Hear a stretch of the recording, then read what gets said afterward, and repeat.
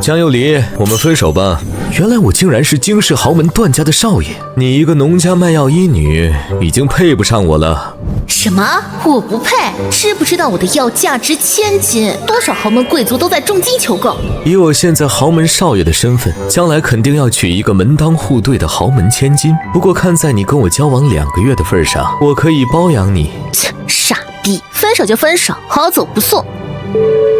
怎么，你现在可是惊世豪门江家的千金，居然被分手了？真巧，他也说自己原来是惊世豪门的少爷，说我配不上他。话说，你们这豪门千金少爷的，该不会是什么批发诈骗组织的新套路吧？哼，当然不是，你的确是惊世豪门江家的真千金。那你是谁？为什么是你来找我，而不是我的生父生母？如果不出意外，我很快就是你的未婚夫，惊世齐家的大少爷齐欢。哈，未婚夫？没错，不过如你所见，我现在是个残疾人，上个月刚变残废的。所以你是想告诉我，我是江家真千金，我那素未谋面的生父生母要把我接回去，然后让我嫁给你？猜对了，哼，因为双腿残废的事，我也准备跟你一样要被甩了。所以原本要嫁给你的是江家那个假千金，但因为你残废了，她就不想嫁了。一字不差。那你怎么看起来一点不伤心？你刚被男友甩了，看起来也不伤心啊。渣男而已，分了好，不值得浪费时间和精力。看来你倒是挺洒脱的，我也是一样，渣女而已，不娶更好。奇怪，怎么会那么巧？你双腿刚残疾，我生父生母就马上找到我，让我替那个养女嫁给你。看来他们早就知道我的存在，只不过以前我没价值，所以才把我晾在外面，是吧？我想是的。既然你都知道江家打的什么算盘，干嘛还继续这门婚事，非要往坑里跳？我调查过你是个医女，用特殊的手段治好了不少疑难杂症。我这双腿请遍了名医都束手无策，所以亲自来看看，娶你对我来说究竟是坑还是福？那你现在看到了，我就是一个乡下野丫头，还是个不被家里人待见的替嫁棋子，你还想娶我？见过你之后，我确定我想娶你，不知道你愿不愿意给我这个机会？你的腿什么情况？上个月被人用木棍打断了，医生都说彻底废了。把裤腿捞起来，我看看。好，有的治。养父生前一直想帮我找到亲生父母，现在既然有了消息，那就会会这对铁石心肠的父母了。我可以嫁给你。有什么条件？瞧你说的，嫁给你还需要条件吗？你长得这么好看，要是我治好了你的腿，我岂不是赚大发了？好，那就这么定了，我等你回江家。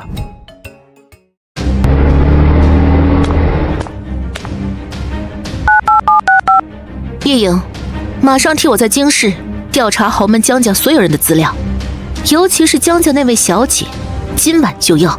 是老大。之前我也幻想过父母抛弃我是有难言之隐，可现在看来不是。如果不是为了他们精心呵护了20年的养女，或许这一辈子我都只是个无父无母的孤女。哼，才貌双全。少爷，您真的要娶那个乡下医女吗？她对您在齐家的处境不会有任何帮助。程景，半年前老爷子病重，需要一颗珍贵的药材续命，你还记得吗？记得，那颗药材当初您花了1个亿才在拍卖行拍到手。那你没注意到，就是那样价值上亿的药材，却被他随意的挂在墙上吗？光是那一捆就价值10几个亿。什么？少爷的意思是，他的身份并不像表面看的那么简单？身份简不简单我不知道，但他的医术肯定不简单。可如果您只是想治好双腿，大可以重金聘请，没必要娶她。我要是说我对她一见钟情了，你信吗？信。信就行。从今天起，她就是我的未婚妻，以后见到她必须放尊重。是，少爷。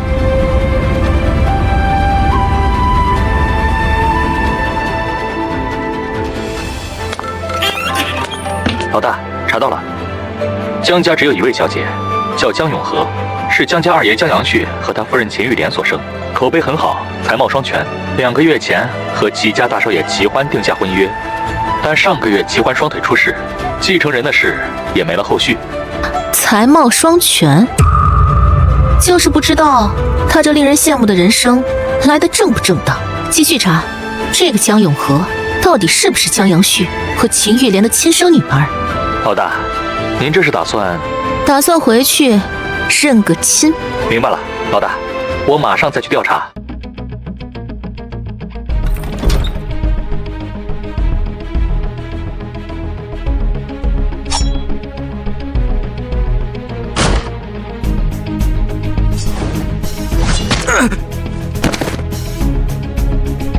不想吃苦头就老实交代，谁派你来的？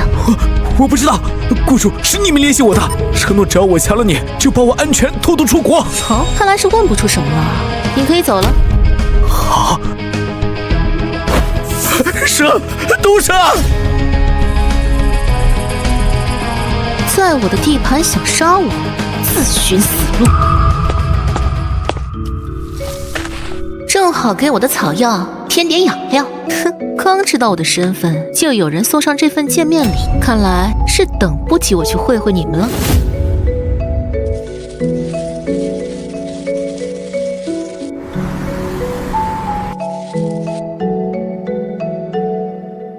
来了吗？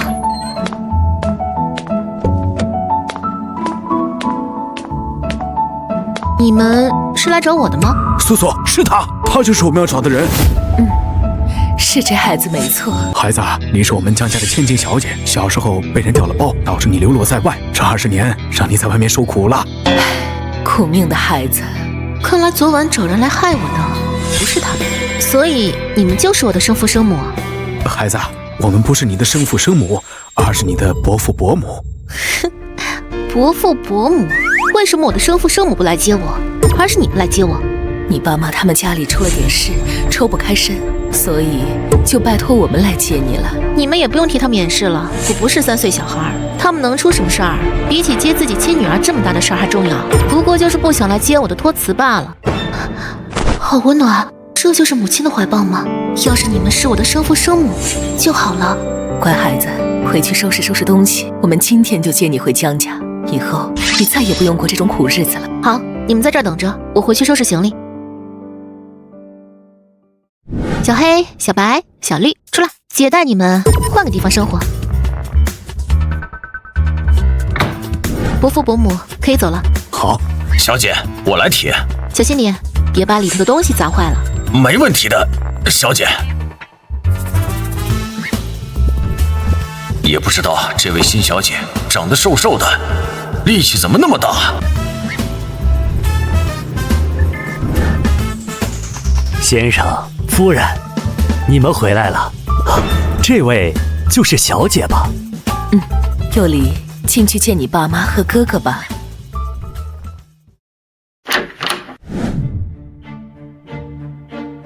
哼，我的家人果真是很有意思。二弟媳妇儿，孩子我替你们接回来了。幼离，过去跟你爸妈还有你二哥打个招呼吧。伯母，他们真是我生父生母还有亲哥吗？是啊，怎么了？我明明才是他们的亲女儿亲妹妹，可是我怎么看他们一副很嫌弃我的样子啊？也不知道二弟和弟媳妇怎么想的，宁愿在家里安抚养女的情绪，也不愿意抽时间去接女儿。这丫头不好糊弄，为了让她以后心甘情愿替永和嫁给齐家那个大少爷，还是装装样子。我的孩子，你在外头受苦了。别装了，我可看不出你眼睛里有一丝心疼。哼，反了天了！我的屈尊给你台阶下了，你竟然敢当面驳我的面子，果然是在乡下长大的，一点教养都没有。傻孩子，你是我怀胎10月生的，你在外头受苦，我怎么会不心疼啊？是吗？既然这么心疼我，今天为什么不亲自来接我，反而要让伯父伯母跑一趟？素素，孩子我们已经接回来了，接下来是他们的家事，我们先回去吧。孩子既然接回来了，你们就好好弥补他，别再伤了孩子的心。我跟素素先回去了。今天多谢大哥大嫂了。幼离，我跟你伯父先回去了，要是有什么事就去东区那栋别墅找我们。我们之所以没去接你，主要是怕见到你过得不好，我这心里承受不住，所以才想留在家里，平复好心情，好好准备迎接你回来。所以，你们替我准备了什么？你的房间，我已经替你收拾好了。走，妈带你去看看。哦，原来收拾房间比亲自去接我还重要。哼，还有完没完？房间就不必看了，毕竟我会不会留下来还不一定呢。他是谁啊？小何，别怕，我是你哥江照，她是我妹妹江永和。哦，也就是说，她就是那个跟我调包的养女喽。在我心里，小何就是我亲妹妹。把她当亲妹妹，那你可真是个脑残。你骂我脑残？对啊，我骂错了吗？难道你不知道，就是她的亲妈偷偷把我跟她调包的？对不起，小何，这不关你的事。当初的确是小何的母亲把你跟他调包了，但小何是无辜的，他母亲做的事，他什么都不知道。哦，他好无辜啊，无辜的替我享受了20年锦衣玉食的幸福生活，而我这个真千金，却在寒冬腊月被他那个恶毒妈丢在垃圾桶里。如果不是被人捡到，刚出生就已经死了。对不起，是我，都是我的错，怪我有这样一个母亲。姐姐，你要是恨我，就打我骂我，但是不要怪二哥。小何，你做什么？小何，你做什么？我说了，这不是你的错，是你母亲的错。有意思啊，真是有意思。你们搁我面前演苦情戏呢？你怎么就那么不可理喻？小何都这样真心实意跟你道歉了，你还要这样嘲讽他？我不只是嘲讽他，我是连你们也一起嘲讽了，好吧？他因为拥有一个替他着想的恶毒母亲，于是想方设法创造机会，把他跟我调包，让他占了我20年的美好人生。我这个真千金回来，你们身为我父母和哥哥，却还当着我的面处处维护他。碰到你们这种倒霉家人，我真是觉得倒霉。我是没辙了，跟你上了。行了，幼离，小何的母亲已经被绳之以法，如今她孤苦伶仃，无依无靠。我跟你妈毕竟养了她20年，总不能把她赶出去。我们江家家大业大，让她留下来，不过就是多双筷子的事儿，以后也害不了你这个真千金什么事。既然不过就是一双筷子的事儿，把她送去哪里养不是养？为什么非得留下来膈应我，让我每次看到她就想起被调包后的悲惨生活？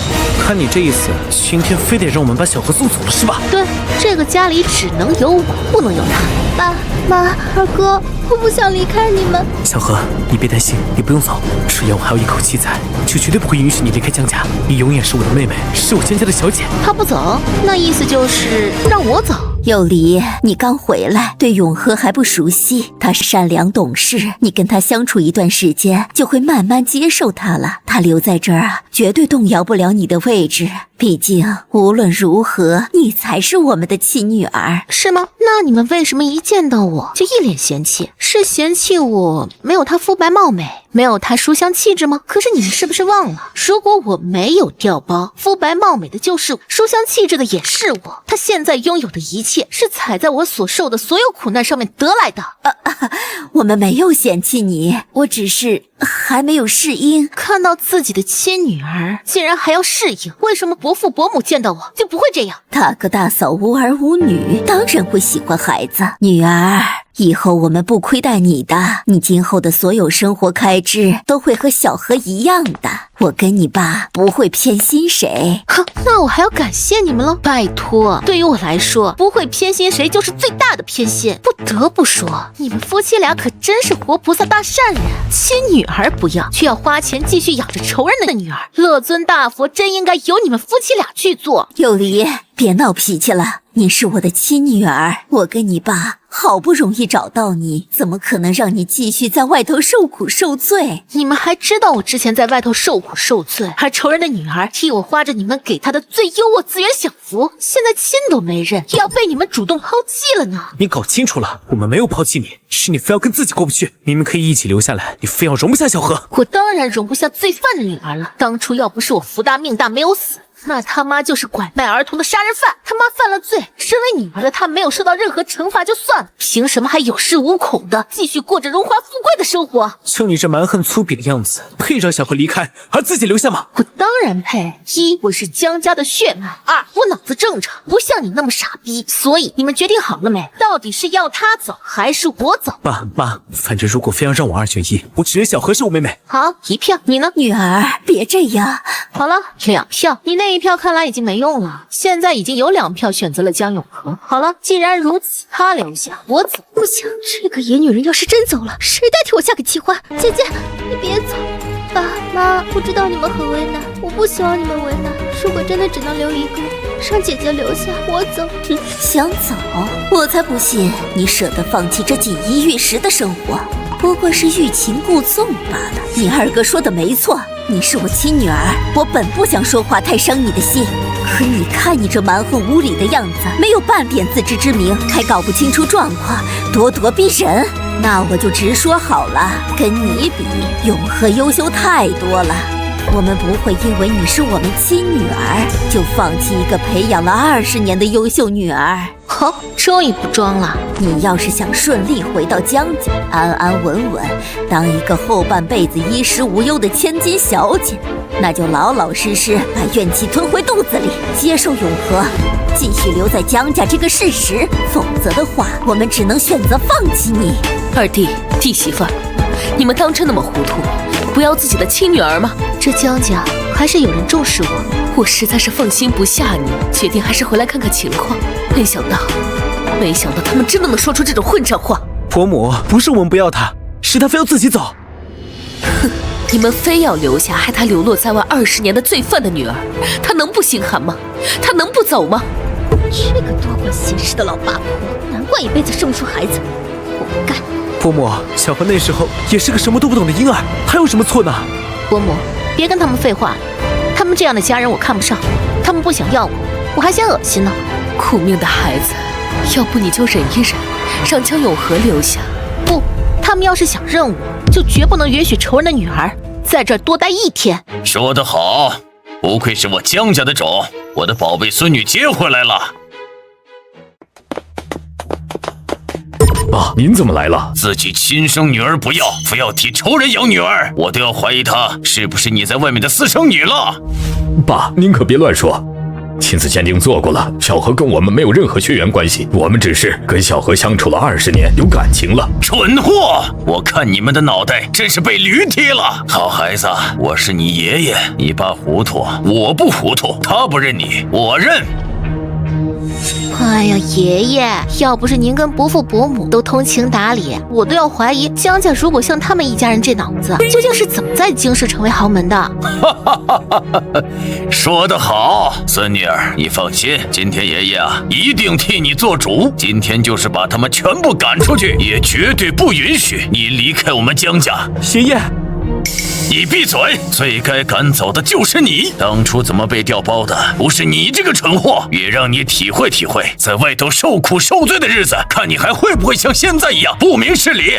还有你们2个，花着我们江家的钱，替一个罪犯精心养了20年女儿，还养出感情来了，现在还要为了他把我的亲孙女赶走。我告诉你们，我的宝贝孙女要是走了啊，你们一家3口全都给我卷铺盖滚蛋。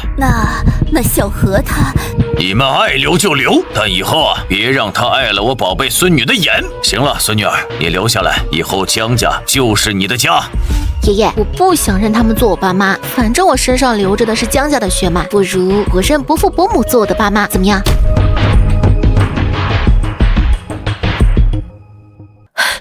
有离，你刚才说什么？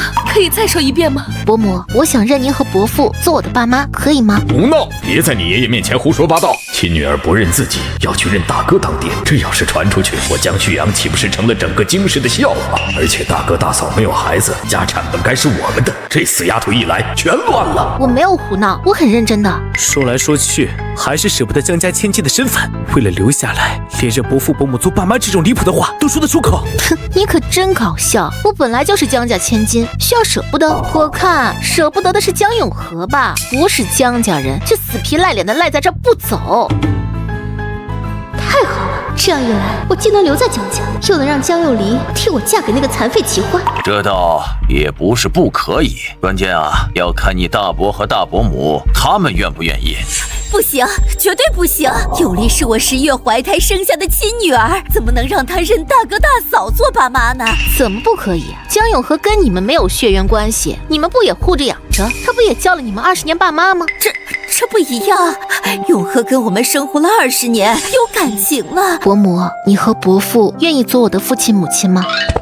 啊，素素，我知道你一直想要个女儿，现在我们有了。好孩子，我愿意，我来当你母亲，以后你就是我的宝贝女儿。大嫂，你怎么可以这样？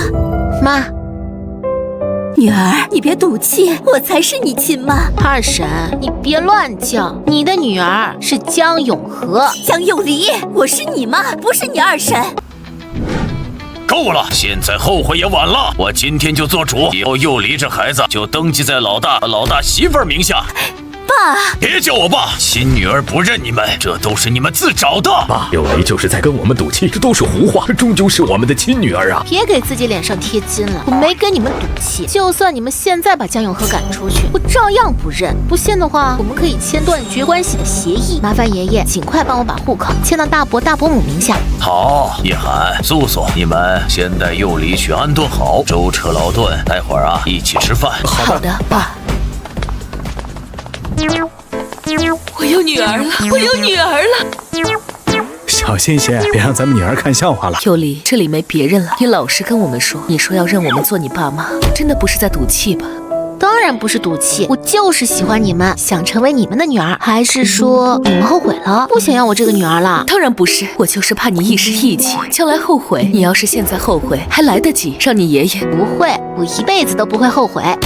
好，幼离，以后你就是我跟你爸的亲女儿，谁也不能从我们这儿把你抢回去。幼离，走，我带你去看看你的房间。我的房间这么快就收拾好了吗？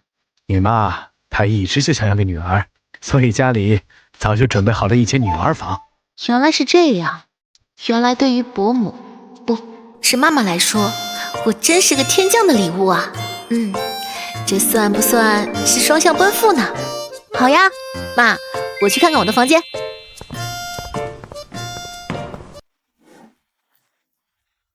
妈，这风格是不是太粉嫩了一些？跟我现在的年纪不太匹配。匹配呀？怎么不匹配？20岁正是如花的年纪，粉粉嫩嫩的，多有朝气呀！不过你要是不喜欢，那明天就让人全撤了，按照你喜欢的来装扮。哎呀，不用了，就这样吧。那不行，你现在是我女儿，是江家千金，不能将就。反正家里房间多的是，要不然3楼这1层楼的房间都给你住，什么低奢风、地中海风都来一个。哦，对了，还有你之前住的泥房，你要是想搞个田园风光也可以。太宠了，我这漂亮新妈对我实在是太宠太纵容了吧。不过这1层房间全要了，倒是个好主意。这样我的小黑、小白、小绿活动范围能大一些。那3楼的房间我就全要了。没问题，你就是想再建一栋新的别墅都行。这就不用了，我还是想跟爸妈你们住一起。好好好，住一起。行了，晚餐没那么快，你先在房间休息一会儿，我让人把你的行李搬上来。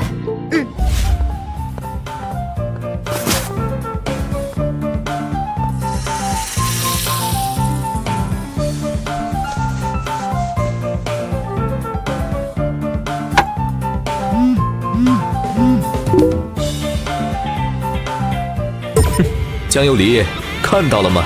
这就是我的新家，我可是京师豪门段家的少爷，以后就住在这大别墅了，羡慕吗？如果你后悔了，还想跟着我的话，我可以勉为其难的答应你。哦，忘记拉黑他了，傻逼！大哥大嫂也太不把我们当回事了，他们还真想认我们那个亲女儿。不管怎么样，绝不能让幼离认他们。爸妈，你们不是也不愿意让小慧离开吗？她既然要认伯父伯母做爸妈，就让她去。你们干嘛要反对？哼，我们可以不认他，但也轮不到你伯父伯母去捡这个便宜吧？反正就是个垃圾，伯父伯母捡了就捡了，就当是垃圾回收，省得我们认回来还闹心。你们也不是没看他今天那样，仗着自己是江家血脉，对我们趾高气昂，真回来还不知道会怎么闹翻天。永和，你刚才也看到了，你爷爷今天的态度，比起处处优秀的你，他更在意有着血缘关系的亲孙女。看到了。原本你们伯父伯母没有孩子，江家家产迟早是你们的。可如果我们的亲女儿真认了他们，以后江家家产怎么分配还真不一定。我跟你妈反对，是为了我们这个家，绝对不是不心疼你。爸，我知道的。就算不为家产，那替永和嫁给戚家大少爷的事呢？你总得考虑吧？真打算让永和嫁给一个残疾人？你妈说的对啊，我知道你从小跟永和一起长大，感情好，不愿让他受委屈。以后你就是做样子也得做给你那亲妹妹看，让她认回你这个亲哥哥。只有这样，才能让她心甘情愿替永和嫁过去，继续完成两家联姻。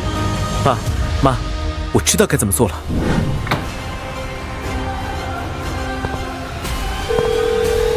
事情办成了吗？我要的视频。没有，从昨晚开始到今天，我一直联系不上对方。你找的什么废物？怎么办事的？对方说那男的是强过10几个少女的逃犯，我心想是个狠角色，没想到是个废物，连个女人都搞不定。都是废物！今天我差点就要被江幼离这个野女人赶出江家了。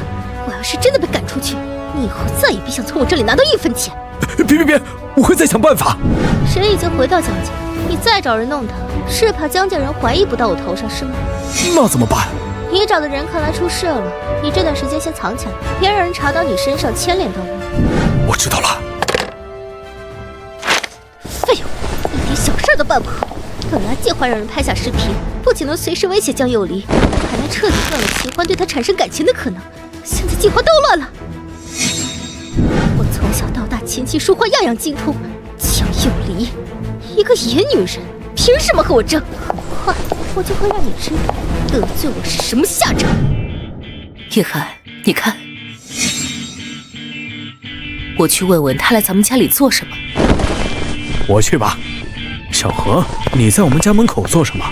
伯父，君氏姐姐刚回江家，我怕她没有衣服穿，就把自己没有穿过的新衣服拿来想给姐姐穿。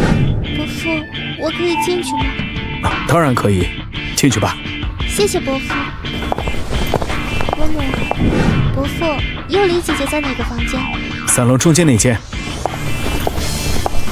幼离不喜他，要不我跟上去看看。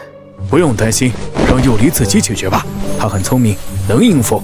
说起来，确实要给幼离准备几套衣服，我想联系一下店里，让他们发些最新款的图过来。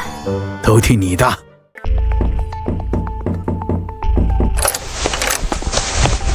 幼离姐姐，怕你刚回来没衣服换洗，所以特意给你送来几套我没穿过的新衣服。既然知道我不会接受，就不用装模作样了。幼离姐姐，我是真心实意想要和你和平相处的，你又何必一直跟我过不去？这样不过是两败俱伤而已。谁跟你两败俱伤啊？你输定了，知道吗？幼离姐姐，你凭什么认为自己能够赢过我呢？从小到大，爸妈砸在我身上的资源有多少，你知道吗？今世多少千金小姐都争不过我，更何况是从小在村里长大的你。姐姐，我要是你，就乖乖的认了爸妈，以后也能凭着江家千金的身份衣食无忧，何必为了一口没用的气赌上自己的人生？哦，那看来今世的千金小姐也就这样，连你都比不过。幼离姐姐还真是自信，既然如此，那我就拭目以待，看看你要怎么把我赶出江家，坐稳你这江家千金的位置。幼离姐姐，就算你看不惯我，也不该浪费我的一片好意，毕竟从小到大，你可能都没穿过这么多奢侈的大牌衣服吧？对啊，这些衣服有什么特别的吗？平时我都懒得穿，真搞笑，什么衣服舒服就穿什么，谁还真把这些牌子当盛典呢？江幼离，你以为要不是为了我，爸妈能把你接回江家吗？哟，不装啦！你知道爸妈为什么要把你接回来吗？为什么？因为我不想嫁给旗下大少爷那个残废，爸妈舍不得我后半辈子的幸福毁了。就打算拿你这个亲女儿来顶替。你说你是不是真的好可怜呢？哇塞，这么好的事，齐家不是顶级豪门吗？能嫁给齐家大少爷，我求之不得啊！好，你不知道是吧？齐家大少爷现在是个残废。哦，残废啊，没关系，我能治好他的双腿。倒是你嫌弃人家现在是个残废不愿意嫁，以后他的腿要是好了，你可别后悔。对了，昨晚上那个逃犯是你收买的吧？唉，他真是跟你一样的废物，你当心了。他昨晚送我的这份礼物，我会慢慢还给你的哦。你给我等着！尤里，你过来看看这些衣服你喜欢哪些？先挑几套，我让老板给你拿回来先穿着，明天有空了再陪你一起去买。好啊，谢谢妈咪。伯父、伯母、尤里姐姐，我先回去了。劝你以后就别来我面前自取其辱了。他找你说什么了？无非就是一些挑衅的话，说二婶要把我接回来，是为了替她嫁给齐家大少爷那个残废。哼，原来二弟和弟媳真的是这个企图，他们实在太过分了。放心，尤离现在是我们的女儿，我绝对不会同意让她去代替他们的养女嫁人。爸妈，我愿意嫁给齐家大少爷。你说什么？我愿意嫁给齐家大少爷。尤离，你刚回来，不清楚齐家的情况。以前的齐家大少爷确实是金氏千金们梦寐以求的如意郎君，可他上个月出了意外，双腿残废，再也站不起来了。我知道，不过没关系，我精通医术，有信心能治好他的双腿。先不管这件事了，你先挑衣服。好。小何，他没要你的衣服。是啊，姐姐她果然还是不愿意接受我。他也太不识抬举。小何，你以后都不用委屈自己去讨好他，没这个必要。我只是不想什么事都只交给哥你，让你有那么大的压力。说什么傻话？哥哥保护妹妹是天经地义的事，是我跟爸妈非要留你的，你犯不着看他脸色。真的是给脸不要脸。行了，一会儿吃饭的时候再看看他什么情况吧。伯父，这都几点了？伯母他们还没来。你伯母给幼离拿了2套新衣服，送来的时候有些迟，换好了就过来。大哥，你这就不厚道了。幼离可是我跟玉莲的亲女儿，她不过是跟我们赌气，你不会真想认她做女儿吧？幼离可没赌气，身份证和户口簿都交给爷爷去把户口迁移了。大哥，爸今天说那些也只是气话，我跟玉莲回去反思过了。幼离刚回来，我们不该逼她太紧，等她在江家待久了，知道小何的好，肯定能处得来的。二弟，你知道现在还认为幼离是在赌气，那么他就绝对不可能会接受你。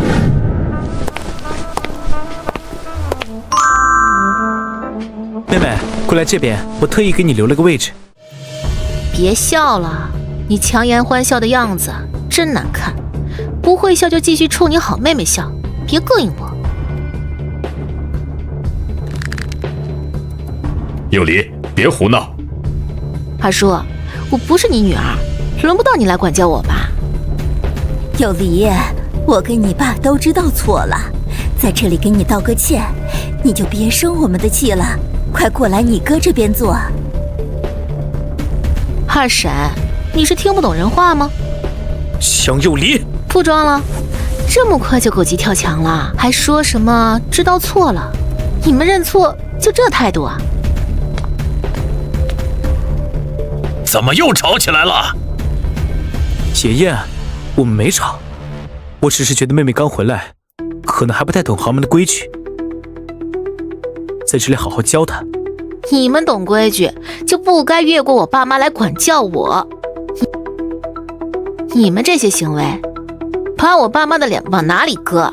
幼离说的没错，她现在是我跟你伯父的女儿，自有我和你伯父管教。幼离刚回来，我这老头子就在这里，把事情摊开说清楚。孙女儿啊，爷爷最后问你一遍，你确定要认你伯父伯母做爸妈吗？现在除了你三姑姑啊，江家所有人都在，你自己想清楚了。幼离，乖孩子，爷爷问你话了，现在可不是赌气的时候。想清楚了，我们才是你的亲爸妈。以后我们的一切都是给你和你哥的。永和作为养女，动摇不了你真千金的地位。可你在伯父伯母那边，你就跟永和一样，是个寄人篱下的养女。这是你最后的机会。轮不到你们对我的女儿指手画脚。二弟，我从没想过只是把幼离当做养女。苏苏，别紧张，我们要相信幼离的选择。爷爷，我确定。幼离，二婶，你很吵。又叫我二婶。行了，幼离这孩子的态度已经摆在这儿了，他不会再认你们。都说你太紧张了，幼离这孩子很喜欢你。爷爷，幼离姐姐竟然接回来了，是不是要替她办一场风风光光的接风宴？我就想着给幼离姐姐风风光光的办接风宴，要让整个监视的人都知道，姐姐才是江家唯一的真千金。算你有心了。我只是真心的希望幼离姐姐能够接受我，我不想离开江家，只是因为舍不得爸妈跟哥哥。对于江家千金的身份，我并不在意。永和，你的懂事真让人心疼。老大，给幼离举办接风宴的事，就交给你跟你媳妇儿去安排，一定要让幼离这孩子风风光光的公开身份。妈，接风宴的事你跟爸尽管安排，能多隆重就搞得多隆重。我跟你爸一定会为你大办特办一场隆重的接风宴。一个乡下野丫头，还真以为自己能麻雀变凤凰。接风宴上，我就让你好好体验一下被整个京圈嘲笑的滋味。江有林，你看到了吧？小慧是多么善良。哦，看到了，现在有2条狗在我面前狂吠。跟小何比，也当真是粗鄙野蛮。行了，赵儿，别管他，让他自己冷静冷静，好好想清楚自己究竟在做什么。真的是太让你爸和你哥失望了。这种爹妈跟哥哥，当真是不认也罢。我的选择太明智了。幼离，别伤心，以后我们就是你的家人。你妈说的对。妈，我不难过，我能有你们这么好的爸妈，做梦都要笑醒了，怎么会难过呢？小黑、小白、小绿，出来透透气了。回到江家了吗？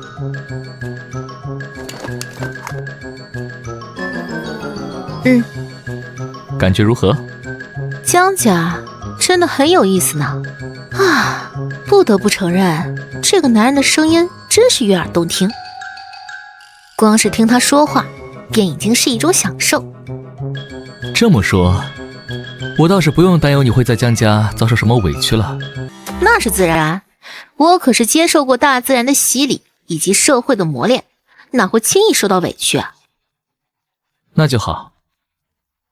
你大可放心，我肯定会答应嫁给你的，并且还会全力以赴治好你的双腿。早点休息，期待再次见到你。好，最后的这句期待再次见到你，总觉得有些暧昧呢。江有离，你还把我拉黑了，给你机会来京市见识你不要，偏要在村里当个农家一女，傻逼！喜欢哥哥，有件事我要告诉你，我不是江家真千金，真千金现在接回来了。爷爷的意思是要让真千金嫁给你，怎么办？喜欢哥哥，我一直都很期待我们的订婚，没想到竟然会发生这样的事。喜欢哥哥，你放心，就算不能嫁给你，我也会想办法找人治好你的腿。如果不是事先知道了你们的计划和安排，说不定还真的会信，是吗？哼，没关系，终究是我们有缘无分。可惜了，为什么会变成残废呢？我就不信你一个农家一女还能治好那些名医都治不好的双腿。幼离，下周6晚上，我们江家就要和齐家举办订婚的晚宴了。齐家是京师首屈一指的豪门世家，实力雄厚，地位尊崇。在此之前，江永和确实与齐家大少爷齐欢有过婚约，所以晚宴的目的原本是商讨他们2人的婚期。但你昨晚提到，你二叔二婶将你接回江家的真正意图，竟然是让你替代江永和嫁入齐家。是的，江永和就是这么告诉我的。那你昨晚所说的愿意嫁给齐家大少爷，并非只是玩笑话。当然不是开玩笑，我是认真的。我能知道原因吗？毕竟婚姻大事可不是儿戏。妈，你不也说了，齐家是京师最大的豪门，齐欢又是齐家大少爷，以后就是齐家继承人，嫁给他不好吗？最主要的是，光看脸，他还是个极品美男。如果齐欢没有发生意外双腿残废的话，那自然是顶好的一桩婚事，而且江永和也不可能会让你替他嫁给齐欢。你说你能治好他的双腿，有把握吗？9成吧。其实我有10成把握。上次见齐欢，他的腿伤时间不长，恢复希望很大。那些名医治不好，无非是太拘泥于常规。而我，但凡人还有一口气，都能从阎王手里抢回来。9成把握。行，有理，我们尊重你的想法。周6的晚宴，如果你二叔二婶真提出让你代替江永和嫁过去，而你自己也同意，我跟你爸绝不反对。哎呀，天底下怎么会有你们这么善解人意的父母啊？谁让你是我的宝贝女儿呢？那你就是我的宝贝妈咪。哎，宝贝女儿。素素已经很久没有这样发自内心的笑过了。有离的到来，这是上天赐给我们最好的礼物。有离，时间还早，商场也没开门。昨天你回来晚，还没好好逛逛家里，不如先熟悉熟悉环境，晚点儿我再带你出门买衣服。好，我自己去逛逛就行。妈，你们忙你们的，正好去看看哪里适合小黑、小白、小绿找自助餐。不需要我陪吗？不用了，妈。那行，我跟你爸就先去安排你接风宴的事。有理姐姐，早上好。昨晚睡得好吗？有没有什么不舒服的地方？毕竟江家这里可不像村子里那样安逸幽静哦。你这是在嘲讽我从村里来，在你们所谓的豪门住不惯？有理姐姐，你误会我了，我当然不是那个意思，我只是单纯的关心你嘛。别装了，你妈还在监狱里，你却能心安理得的在江家睡大觉，真是让人大开眼界。不过我可是江家真正的千金，不像某些人，当然睡得好。江有离，你怎么还是这么不识好歹？爸妈接你回来就是为了让你替我嫁给齐家大少爷，你一个乡下长大的野丫头，有麻雀飞上枝头的机会就该谢天谢地了，怎么就那么想不开呀？非要认大伯大伯母当爸妈，搞得自己里外不是人，多尴尬！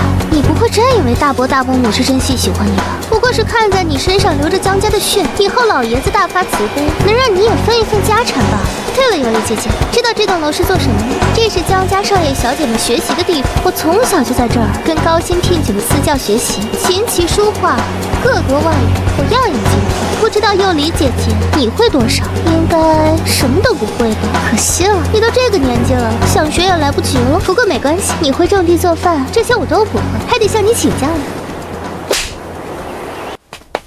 小何，怎么回事？我刚才只是问有理姐姐想不想学琴棋书画，如果想学我可以教她。我也不知道她为什么突然就打我。你不明白吗？因为你太犯贱了。你居然敢打小何！从小到大谁敢欺负他？你一再针对他就算了，现在还敢动手，我们今天非得教训你。KO！ 就你这三脚猫的功夫，也敢跟我动手？江有离，你怨我打我也就算了，怎么可以对二哥动手？江有离，你果然不愧是穷山恶水出来的刁民，身上一股子悍匪气！你这个没教的丫头，赶紧放手！信不信我剁了你的手子？二哥，你怎么样？强照，你的膝盖倒是没有你的嘴那么硬，这么爱贵人呢？江有离，既然知道我是刁民，以后就别来惹我。很好，江有离，你以后都没有机会认我这个哥哥了。认你，还不如认条狗。那不是二少爷吗？怎么跪在地上？不知道呀，我也不敢问。看什么看？你们都是蠢的吗？还不快过来把我扶起来！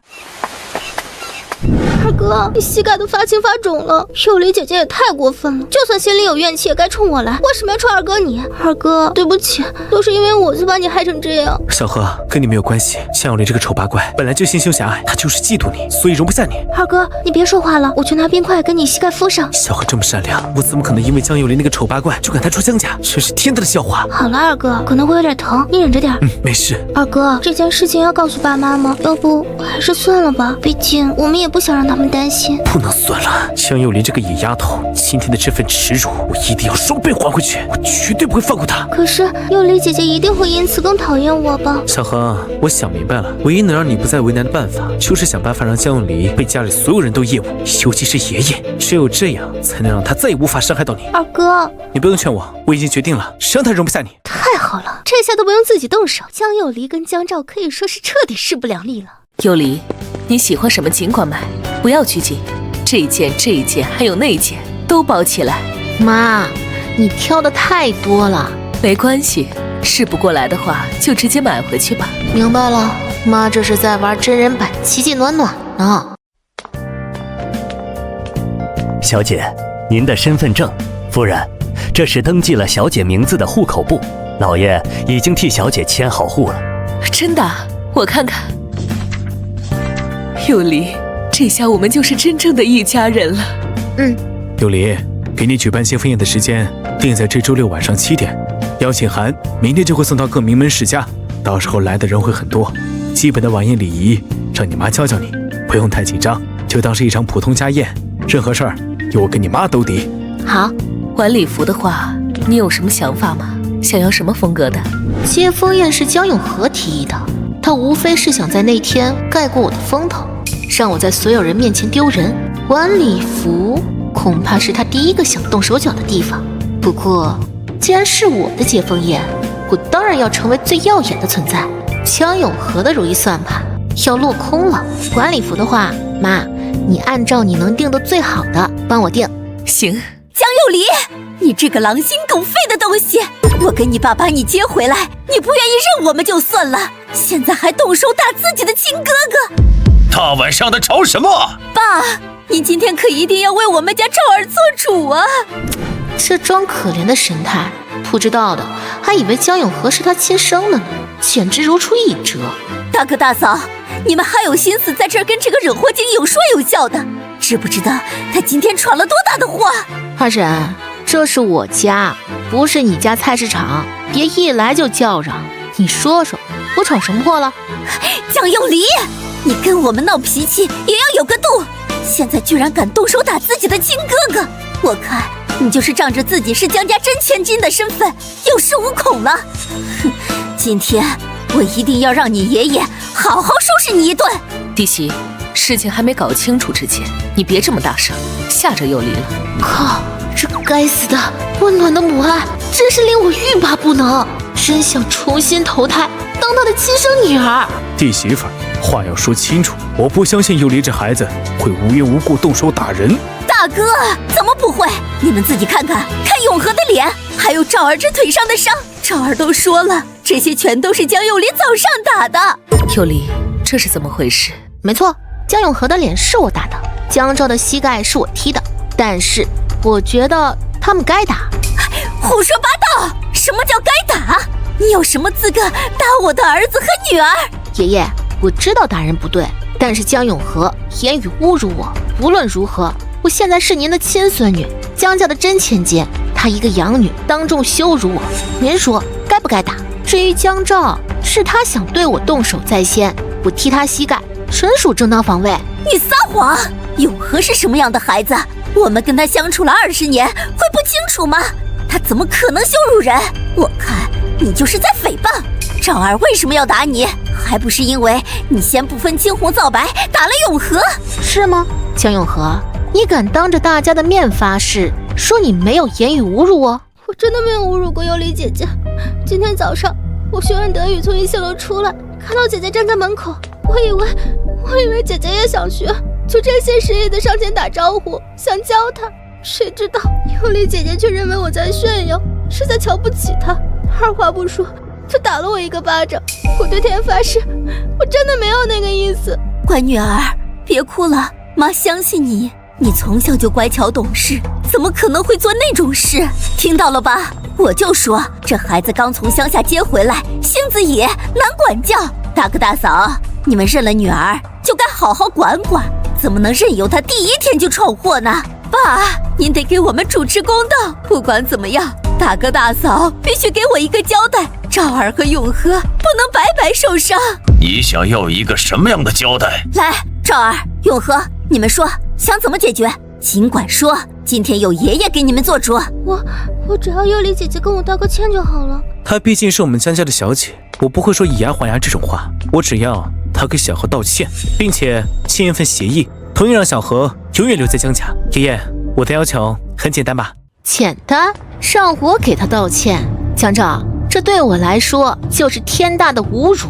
你可真会恶心我。爷爷，我的户口已经迁到爸妈名下，我不希望以后二叔二婶再因为任何事情用血缘关系来道德绑架我，所以我也希望爷爷做个见证。今天这件事解决后，我要跟他们签一份永久断绝关系的协议。永久断绝关系？你以为这是在威胁谁？不用着你这样的妹妹，我求之不得。哼，江佑离，你可想清楚了，这协议一旦签下，以后你后悔都来不及。狗才会后悔。想知道我为什么打他吗？你们听听不就知道了。听听什么意思？难道不可能的？喏，都听听吧。江佑离，你怎么还是那么不识好歹？爸妈本身就是为了让你替我嫁给齐家大少爷才肯接你回来。你一个乡下长大的野丫头，有麻雀飞上枝头的机会就该谢天谢地了，怎么就那么小看呢？你还要承认伯父伯母当爸妈，现在搞得自己里外不是人，多尴尬呀！对了，你不会当真以为伯父伯母他们是真心喜欢你吧？不过就是看着你有江家的血脉，以后要是老爷子大发慈悲了，可以继承一份江家产业罢了。江永和，我还没死呢，你就盘算着我的家产会怎么分了？你一个养女，好大的胆子！爷爷，不是这样的。不要叫我爷爷，录音里说的清清楚楚的，难道我耳聋了？听不出那是你的声音吗？是我的声音没错，但是事情不是这样的，是姐姐，是她一直在侮辱我，我实在受不了了才说了这些重话。小何说的没错，谁知道你是不是在这之前跟他说了什么更过分的话，才让他这样反击你？你这个女人心机太深了。哼，江照，证据摆在你面前，你还这么糊涂，是非不分。佑离这孩子说的没错，你的确该揍，不揍你一下，你脑子都不清醒。爷爷，他羞辱我就算了，还说我爸妈认我是为了家产。依我看，江永和会这么说，八成也是二叔二婶平时跟他灌输的吧。二叔，别这么瞪我，我害怕。事情已经很明显了，是你们的养女先挑衅佑离，说了那么多过分的话。二弟弟媳，我跟素素真心喜欢佑离这孩子，可不是冲着什么家产去的。还有弟媳，你们养女说的，你们把佑离接回来是为了让她代替永和嫁给齐家大少爷，这件事是不是真的？是这样的吗？爸，不是的，我们也是刚得知佑离的身份，怎么可能未卜先知让他替永和嫁人？那江永和为什么要这么说？是我想要留下来，可是佑离姐姐一直想把我赶出去，我情急之下才故意那么说的，都是我的错。江阳旭、秦玉莲，你们才是该好好教教自己的养女，下次再有这种小打小闹的事儿，没搞清楚情况就不要随便叫我来。是，爸，我回头一定会好好训斥永和跟赵儿。爷爷，事情可不能就这么算了吧？二叔二婶带着人怒气冲冲的来我家问责，可是把我吓坏了。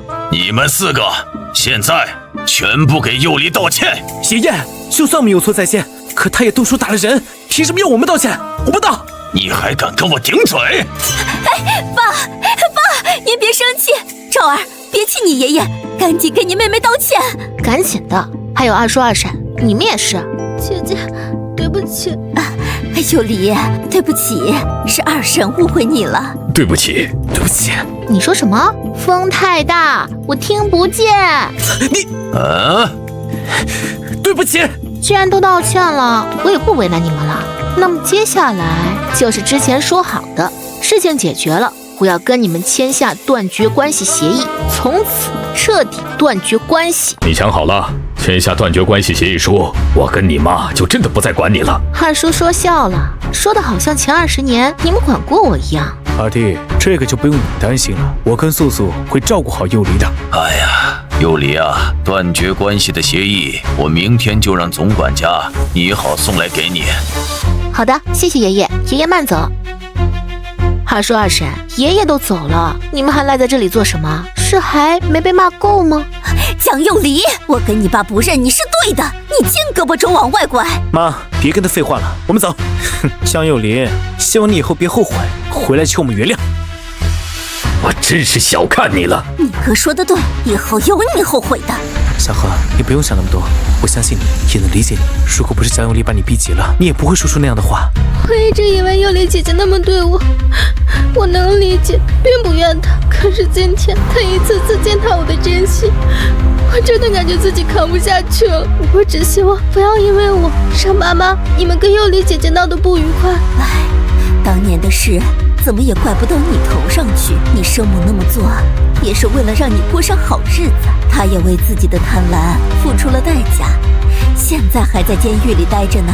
倒是你不会怨我们这么对你生母吧？妈，对我来说，您就是我的母亲，永远都是。唉，反正亲女儿那边我已经尽力了，她要是想得明白，就该顺着台阶回来。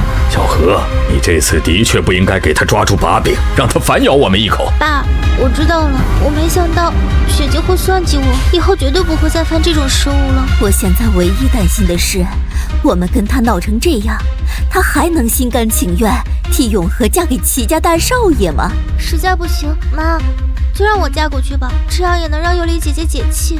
不行，我不能让你嫁给一个残废。小何，你那么优秀，值得更好的选择。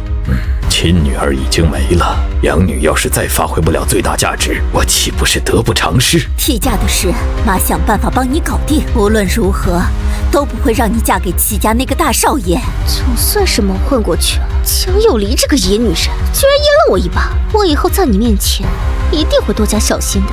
有离，你别多想，我跟你爸是真心喜欢你，想认你做女儿，绝不是为了江家的家产。妈，我当然知道。真想不到江永和那孩子居然是这样的人，我都不敢相信录音里那些话是他说的。平时看着客客气气、人畜无害的样子，知人知面不知心。行了，虚惊一场，没事就好。只是今天闹成这样，二弟弟媳恐怕对我们怀恨在心，以后要防着他们点儿。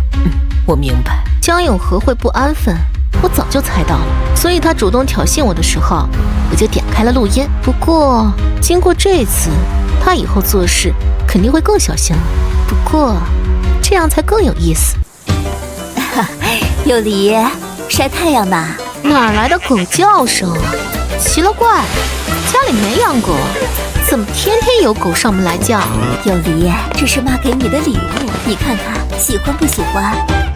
卡里面有1000万，算是我跟你爸给你的补偿。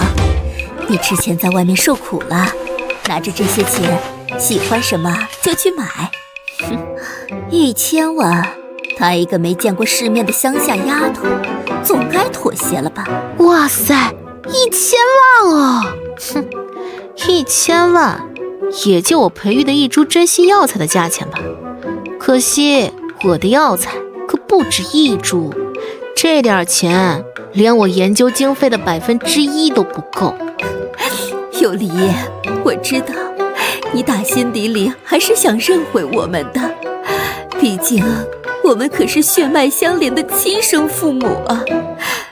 你原谅我们吧，好不好？汉神，你可真是穷酸又不要脸。你说什么？你说我们穷酸？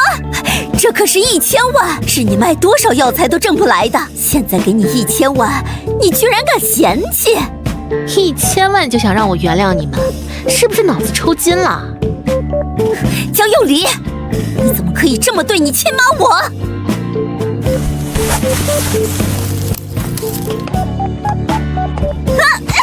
你住手！你再继续来我跟前说些我不爱听的话，我下次就喂你鸟粪，你信不信？江有离，你跟我们赌气也要有个度，1000万你都不要，你是不是太贪得无厌了？1000万，我压根不稀罕。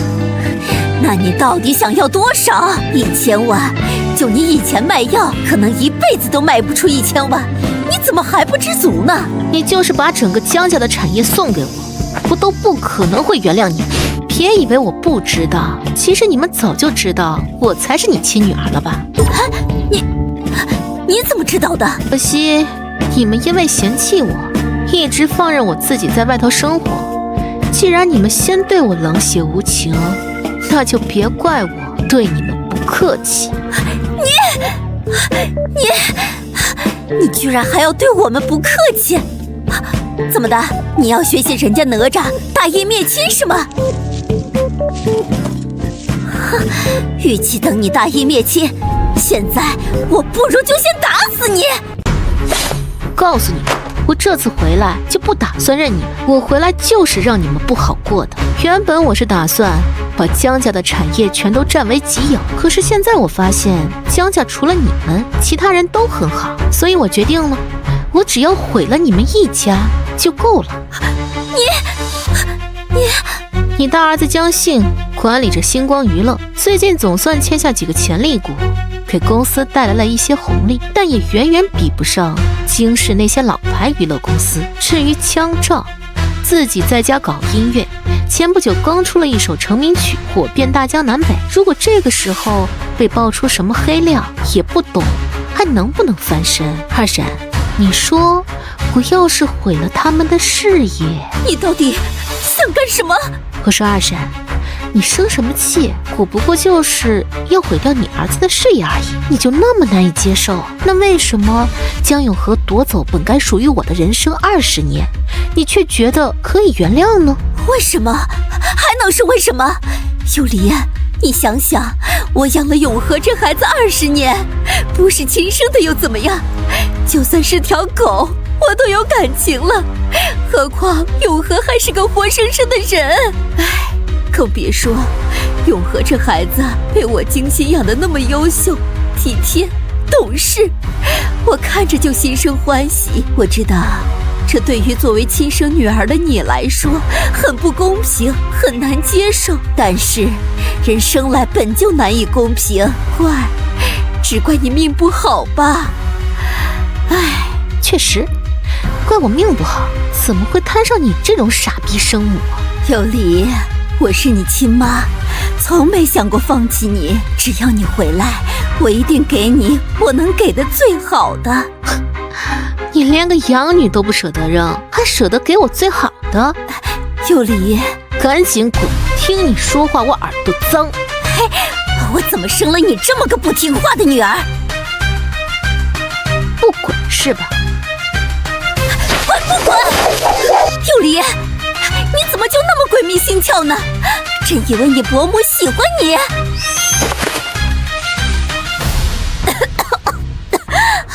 你给我撒了什么？管我给你撒了什么？你诋毁我妈，再不滚，我把你堵哑巴了！没良心的死丫头！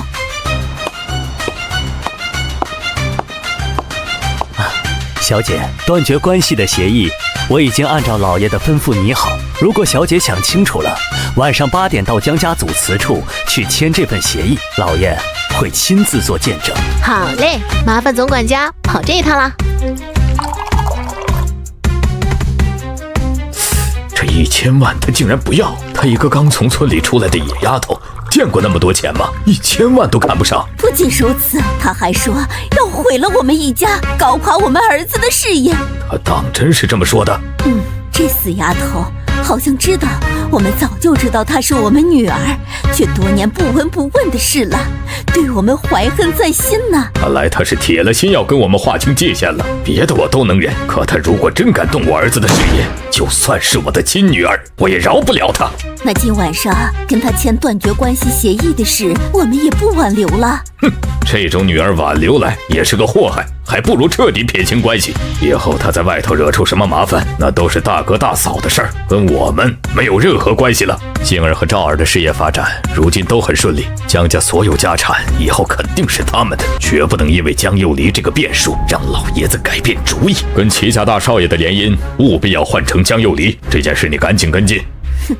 我知道，现在是万万不可能再让永和嫁给齐家那个残废的，要嫁只能是他江幼离。我明天就找个时间去跟老爷子提这件事。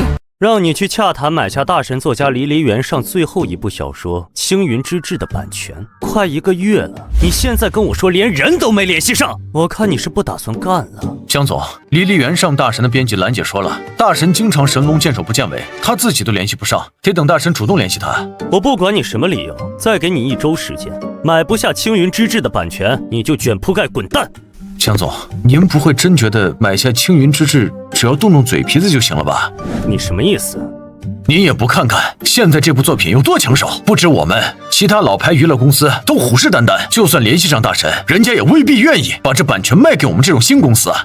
哼，所以我养你们有什么用？还要我亲自出马不成？江总亲自出马，人家也未必买账。不去想办法，再跟我废话一句，现在就给我滚蛋！知道了，江总。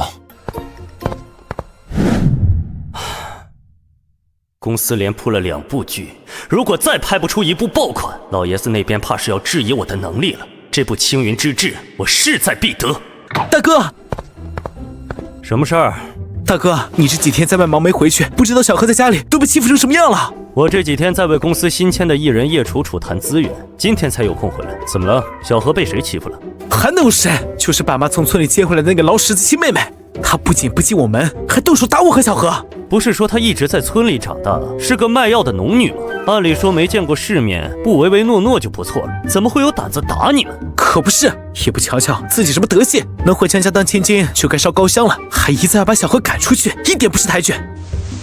大哥，你看他踹我这一脚，差点没把我踢废了。还有小何被他打了1巴掌，脸都肿了。从小到大，小何哪里受过这种委屈？这几天眼睛都快哭肿了。反正我一个人是对付不了他了。大哥，你可得出手帮帮忙。我知道了，看来我今天的确要抽个时间，好好去会一会我们这个亲妹妹了。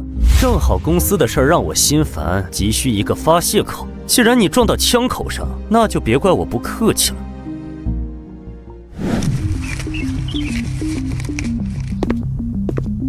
你就是江幼离，我那个刚接回来的亲妹妹。我的确是江幼离，江家的千金小姐。但既然你来找我，就应该知道我现在已经不是你妹妹了。找我什么事儿？哼，既然知道我是谁，你就这态度？就你们全家这德行，你爸妈来了我都这态度，你希望我给你什么态度？我这几天有事儿没回家，今天听江照说你一回来就要求小何离开江家，昨天甚至还给了小何1巴掌，是不是真的？给你个机会。什么？把你刚才踩碎的药草恢复如初。江照说的没错，你果然很不识抬举。我要是说不呢？你知道你刚才采的这2株药草价值多少吗？不过就是2棵野草，跟你一样没有任何价值。至少5000万，放在京市的拍卖行1000万起拍。今天中午你妈拿着1000万来找我，打算让我认回他们，可是我不要，因为1000万对我来说连我培植的1株药草都比不上。我来这里找你不是为了跟你废话的。所以你打算怎么赔偿？现金还是转账？江幼离不想赔偿，那不好意思了，只能用其他东西来抵了。那就用你这只碾碎了我2株药草的脚来赔吧。虽然我觉得你1只脚并不值那么多钱。你再跟我废话一句，信不信我弄死你？江幸，很不幸，你在打算弄死我之前，恐怕自己会先死哦。看来你是真的不见棺材不落泪呀！来人，将他抓起来，带走。江幼离，你打了我1巴掌，这笔账大哥会替我讨回来的。滚进去！把我带到这么偏僻的地方，看来是真打算下狠手啊。也好，这20年受的苦，积攒的怨气，不发泄一下都不行啊。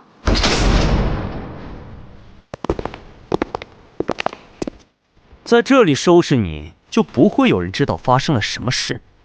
这确实是个好地方，发生了什么事儿都没人知道。我跟我那2弟可不一样，我没他那么好脾气，我能动手，就绝对不会跟你废话。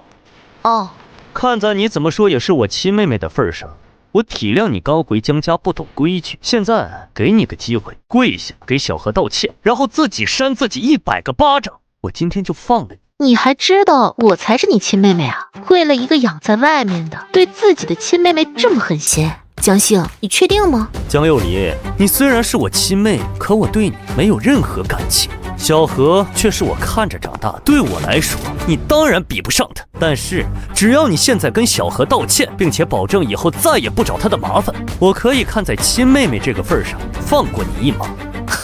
说真的，回到江家以后，你们一家子说的话都太好笑了。既然仇人的女儿都能处得这么有感情，那这样好了，以后你生下的所有孩子，我都找人换掉，让你辛辛苦苦养着仇家的孩子，然后我再把你亲生的孩子全都丢到贫民窟去受尽折磨，你说好不好啊？你敢！天啊，你生什么气啊？是不是亲生的有什么关系呢？就算是仇人的孩子，也毕竟是你亲自养大的，都有感情了，何必介意呢？够了，小何跟你不一样，那些事儿是他母亲做的。看来江照说的没错，根本不应该跟你废话。哼，既然你这么执迷不悟，非要为难小何，那就别怪我不给你留情面了。我就在你这张脸上划几刀，让你变成丑八怪，看你以后还有没有脸去羞辱小何。啊！怎么回事？你对我做了什么？有情况，你们快进来救我！别叫了，外面的那2个废物已经晕倒了，没有人能够救你。就像你说的，这里发生什么都不会有人知道。我说了，你踩烂我辛苦培育出来的药草，既然不愿意赔偿，那就拿你的脚来换喽。你敢？哼，我有什么不敢的？都这个时候了，你该不会以为我还会对你手下留情吧？你刚才说要怎么对付我来着？在我脸上划几刀？你还真是够狠心的。不管怎么样，我都是你的亲妹妹啊！就为了给江永和出1巴掌的气，你就要毁我的容貌？我这个弱小的心脏，别提有多受伤了。为了安抚我受伤的心灵，今天我就用你这把刀挑断你的脚筋好了。你敢动我1根手指，你信不信爷爷马上就会把你赶出江家？你不会以为自己是我们江家的真千金，爷爷就会惯着你吧？在江家，我在爷爷心里的位置最重要。一旦你被赶出江家，我有的是办法对付你。可是我并不需要爷爷做我的倚仗啊，怎么办？毕竟江家的家产我是真的完全看不上。我回来就只是为了看看你们过得怎么样，有没有因为我的遭遇感觉到一点点的愧疚。可惜你们这一家好像都没有呢，那就没办法了，我只好也让你们体会体会痛苦的经历，好让你们也能感同身受一番。行了，这里没人，挑断你脚筋的时候觉得痛的话，你尽管叫。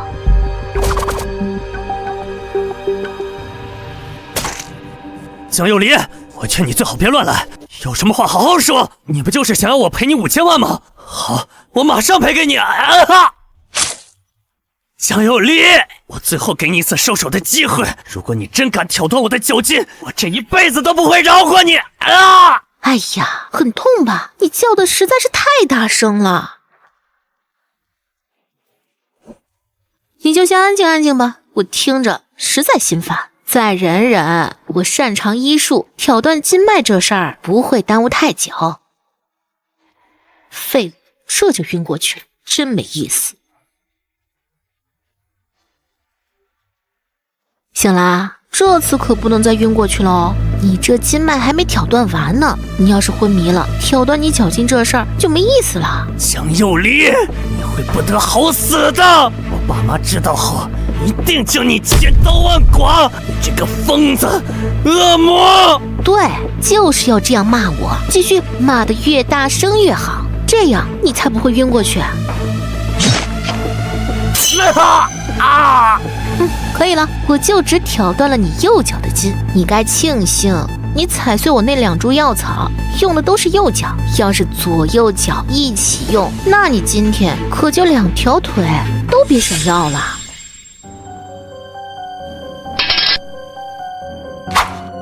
起来走走，看看你的右脚还走得了吗？不，我不要变成瘸子，我不要！无趣，还以为他有多大能耐，不过是断了1只脚的筋，这就受不了了。果然是温室里的花朵，不堪一击。奇花，你怎么会在这儿？我过来看看让我双腿残废的地方，没想到正看到这么有意思的一幕，实在是太精彩了。原来你也是被人绑架到这里废了双腿的。跟你这位大哥一样，也是在清醒的时候被人活活打断的。齐欢，你放心，我说过会治好你的腿，就一定能治好。我相信你。看来你在江家过得也并不像你说的那么轻松。很轻松啊，你看这不就轻松解决了一个。你呢？为什么会在这里被人打断双腿？有兴趣说说嘛？我正好闲着无聊，暂时不想那么快回江家。可以啊，如果你想了解的话。当然想，待会儿你可得好好跟我说说，也好让我对你更了解一点。你对江永和也做过这种事吗？没有。江小姐，我们少爷的确没有对任何女人做过这种事。你家少爷就算替江永和做过，你也不一定知道。你是第一个。那我还真是荣幸。荣幸的是我，他可是江家大少爷，你就这么废了他一条腿，回江家后打算怎么交代？我也在想，要不把他毒哑了，再断了他的双手，这样他就不能泄密了。挺好的主意，不过你要是不介意，可以把人交给我，我帮你处理。算了，这是我的家事，省得麻烦你。以后我就是你的未婚夫，你的事不就是我的事？嘴巴这么甜，我都怀疑你是不是真的第一次对一个女人这么好。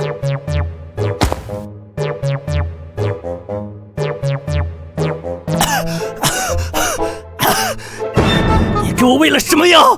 哦，不过就是只有我才有解药的毒药罢了。你放心，这毒药不会致命，只是会让你发作的时候痛不欲生。只要你以后乖乖听我话，我就能定期给你解药。否则的话，你就只能不断忍受毒药发作时候的痛了。我还没听说过有这么厉害的毒药。痛，好痛！你这个魔鬼！江姓现在受伤严重，不可能直接让他回到江家，人就先放你那里保管，明天我再把他带走。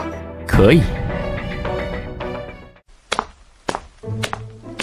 这下没人打扰了，跟我说说你的情况呗。好，只不过这里有些煞风景，我带你去个清静的地方。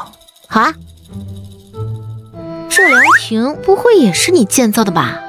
有时候心情不好的时候，我就会来这里坐坐。以前双腿还没残废的你，能有什么心情不好的？家境优渥，生活无忧，怕不是烦心钱太多了，没地方花。的确，以前的我生活顺风顺水，没有经受过任何挫折。所谓的烦心事，也不过是烦恼公司业绩没有达到自己的预期。直到这次的意外，我断了双腿，周遭的一切好像就都变了。之前围绕在我身边的那些尊重和关心，全都烟消云散，剩下的只有幸灾乐祸以及避而远之。正常，人在高处跌落谷底的时候，以前的一切善意都好像突然没了，剩下的多数都是落井下石。这个时候还能患难见真情的，才叫难能可贵。比如你，别人都在对我避而远之的时候，你却愿意接受我。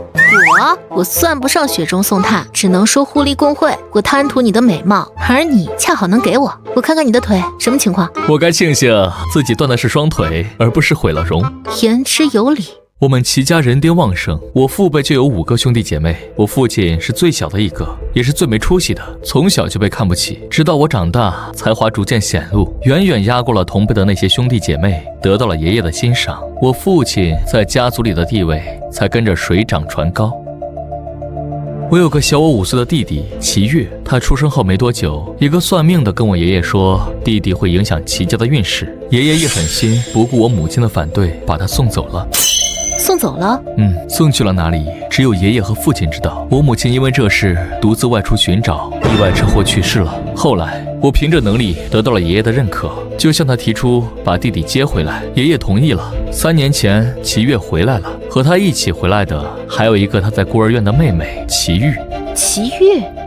虽然不是亲妹妹，但想到这些年都是她陪在弟弟身边，爱屋及乌，我也把她当亲妹妹照顾。上个月她被人绑架了，对方点名让我自己一个人去赎人。你应该没那么傻，真的自己一个人去赎人了吧？我当然不会，我早就安排好了人，暗中跟着。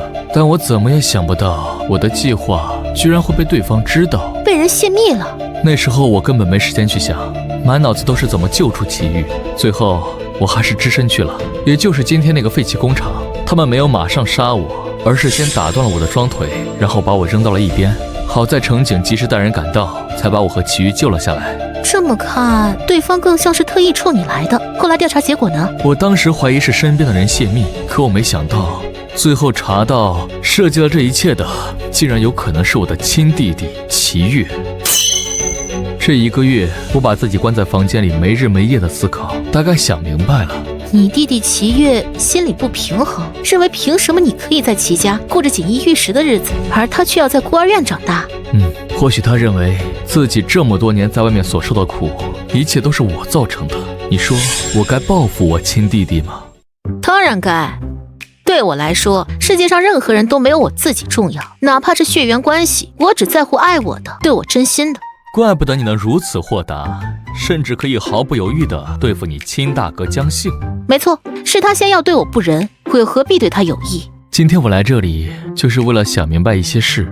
看到你今天的所作所为，听到你现在说的话，我明白我接下来应该怎么办了。你能明白就好。江有离，能认识你真的很幸运。嗨，好不好的，说那么认真干什么？不认真，我怕你又怀疑我不只对你这样。好啊，你都已经学会拿我开涮了是吧？我看出来了，你之前就是个假正经。这大概就是近朱者赤，近墨者黑。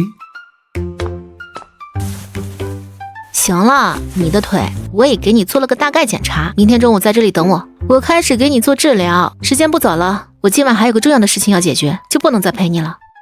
好，明天见。王妈，看到幼离了吗？没有，大夫人。不过中午的时候，二夫人那边来过，后面跟小姐起了争执，就气冲冲走了。后来我就忙去了，不知道二小姐去了哪儿。二弟他们究竟怎么回事？明明是他们自己一开始不愿意认幼离，现在幼离真的要跟他们断了，他们却又纠缠不清。难不成他们真的以为我跟你认下幼离是冲着老爷子的家产去的？我们要是想争，何必等到今天？在他们心里，如今利益早就大过亲情了。苏苏，别着急，幼离那孩子主意多，很机敏，应该不会有事的。可是都这么晚了，如果没事，他一定会跟我们说一声的。不行，幼离还是没接电话，看来是真的出事了，我得去问问祁玉莲。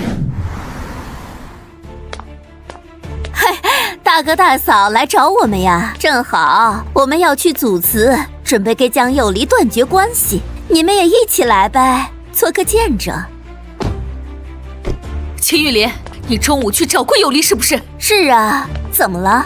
我就是给他个机会，让他认回我们。幼离不见了，给他打电话也打不通，是不是你跟他说了什么，做了什么？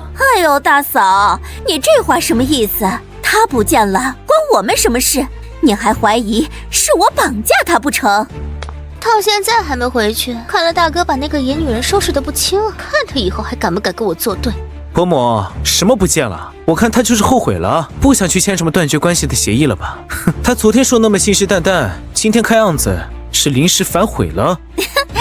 大哥大嫂，看来比起你们，幼离还是更想认回我们这亲生父母啊！哎呀，真是枉费你们对他一片真心。不过你们放心，她这样的女儿，我跟阿旭也是不敢认的。祁玉莲，我不是在跟你们开玩笑，幼离现在是我女儿，如果她出事，我绝对不会放过你们。谁怕谁呀？你一个不会下蛋的老母鸡，只会抢别人的女儿，还好意思来我家门口教训我？江阳旭，管好你老婆，让她别乱说话。大哥，玉莲说的也没错呀，你们没有孩子，不是大嫂的问题，难道是你的问题？如果幼离出事，你们一个都别想安然无恙。切，威胁谁呢？还真扮演上好母亲了。她要是出事了，也是自找的，跟我可没关系。江阳旭，以前我只关心素素，所以家里的一切我都懒得跟你争，什么都让给你和你的孩子。可如今看来，正如幼离所说，你们不配。从今天起，江家属于我的一切，我都会拿回来，以后全部留给幼离，绝对不会再让给你们。笑话。大哥，争不过就争不过，还说什么让？你们连个孩子都没有，拿什么跟我们争？就凭一个被我们不要的女儿吗？大哥，是安逸日子过得太久，都看不清自己几斤几两了。哟，那二叔你几斤几两啊？半斤8两。尤里，你去哪儿了？没事吧？打你电话你也没接，害我跟你爸担心死了。我没事，妈，就是来京市也有3天了，想着出去逛逛，结果玩得太投入，一时间忘了时间。那你电话怎么也不接？手机不小心弄掉了，是被江兄带走的时候不小心掉的。没想到爸妈会为了我直接找到这里来算账，这份真心我收下了。没事就好，人没事就好。怎么回事？他明明被大哥带走了，怎么可能安然无恙的回来？难道大哥对他这个亲妹妹心软了？哼，看到了吧，你女儿回来了，好好的呢。张素素，你无凭无据就跑来我家门口兴师问罪，真是莫名其妙。尤离，我们走，现在就去主祠，跟他们把断绝关系的协议签了。好，签就签，我倒要看看以后谁会后悔。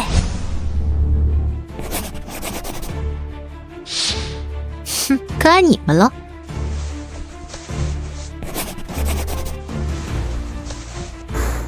从今往后，我们老死不相往来。我倒要看看你跟着你伯父伯母能混出什么名堂来。二婶忘了我中午说什么了？还是让你儿子小心点吧。痴人说梦，你以为我会当真？行了，今天把你们2兄弟叫来，一方面是为了幼离这件事，另一方面是关于江家家产的事。我年纪大了，不知道还能活几年，有些话今天必须说开。江家的家产，有能力者多得，没能力的就老老实实本本分分，别闹幺蛾子，至少还能在江家过着衣食无忧的日子。哼，大哥听到了吗？爸说了，没能力的就本分点，还能保证衣食无忧。跳梁小丑江幼离，二叔别吼我，你现在没资格了。行了，你们先回去，我跟幼离单独说几句话。大哥，爸刚才的话你也听到，明白什么意思了吧？如今我把持着江家最重要的江氏制药，江姓管理着异军突起的星光娱乐。至于江兆，刚出道就红遍大江南北。大哥，你说你要拿什么跟我争啊？江家的所有家产必然都是我们家的，你就别想了。之前我还顾及兄弟之情，想着以后老爷子走了，东区那套别墅就留给你们养老。可现在你们为了一个江幼离，非要撕破脸。那等家产尽数落入我手中时，我也就只能请你们滚出江家了。爸还没死，你别高兴得太早。大哥，你心态还是一如既往的好啊。没事儿，你就祈求爸多活几年，你也能在江家多享受几年。要不是幼离回来，我真不知道他们一家子竟然这么冷血无情。以前是我天真，觉得兄弟之间不该为家产争得头破血流，他既然看中就让给他。可现在不一样了，素素，为了幼离，我必须争。我们可以不在意，但不能让幼离跟着我们受委屈。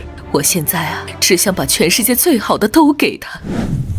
幼离啊，既然你已经回了江家，又认了老大和老大媳妇儿，从今以后你就安心做我们江家的千金大小姐。我不像老二他们一家那么糊涂，把别人家的女儿当成宝。明白，爷爷，我很明白我的身份，我才是江家的真千金。哎呀，可惜跟江永和相比，你叔只读到了初中就辍学了。现在就算想办法让你去读名牌大学也没用，总不能让你这个年纪还从高中开始念起。你自己有什么打算？想学习什么？或者说以后的人生有什么规划？江永和可是被你亲爸妈，被江阳旭他们培养成了京市赫赫有名的才女，这才是他们不愿意放弃她的最重要的理由。其他什么养了20年有感情了，全是狗屁话。爷爷的意思我懂，想要在江家证明自己的价值，就必须比江永和更优秀。豪门这种地方，吃人不吐骨头，要想别人尊重你、欣赏你、敬畏你，就必须拿出真本事。这是你作为我亲孙女回来，我要教你的第一节课。爷爷，你多虑了。我没回来之前的生存环境可比这里残酷多了，这点生存道理我还是懂的。江永和会的那些，说到底更多的是取悦他人，可我会的都是他人有求于我的。哦，你会什么？爷爷，不瞒您说，我会的可多了，比如医术。哎呀，看样子你一点都不觉得自己比江永和差。当然，爷爷，我要比的可不只是江永和，还有江信和江兆两兄弟。如果我有这个能力，爷爷是否考虑把家里的制药公司以及星光传媒都交给我？他哪来的底气？难不成真的还有别的本事？你要真有能力，把你二叔和你堂哥江姓比下去，我们江家的制药公司和星光传媒，我都可以交给你。好，爷爷可要言而有信。当然，我绝对不会因为你是个女娃娃就轻视你。你只要记住，想要在江家立足，就努力证明自己。如果你真的更有能力，以后整个江家由你来继承管理都不成问题。行了，时间不早了，跟你爸妈回去休息吧。爷爷也早点休息。哎呀，我这孙女啊，还真是一点人情味儿都不愿意表现出来。老爷，小姐聪慧，但爱憎分明，眼里容不得沙子。一个女孩子在外流落20年，可不是靠人情味儿活下来的。那就让我看看你到底有多大的本事。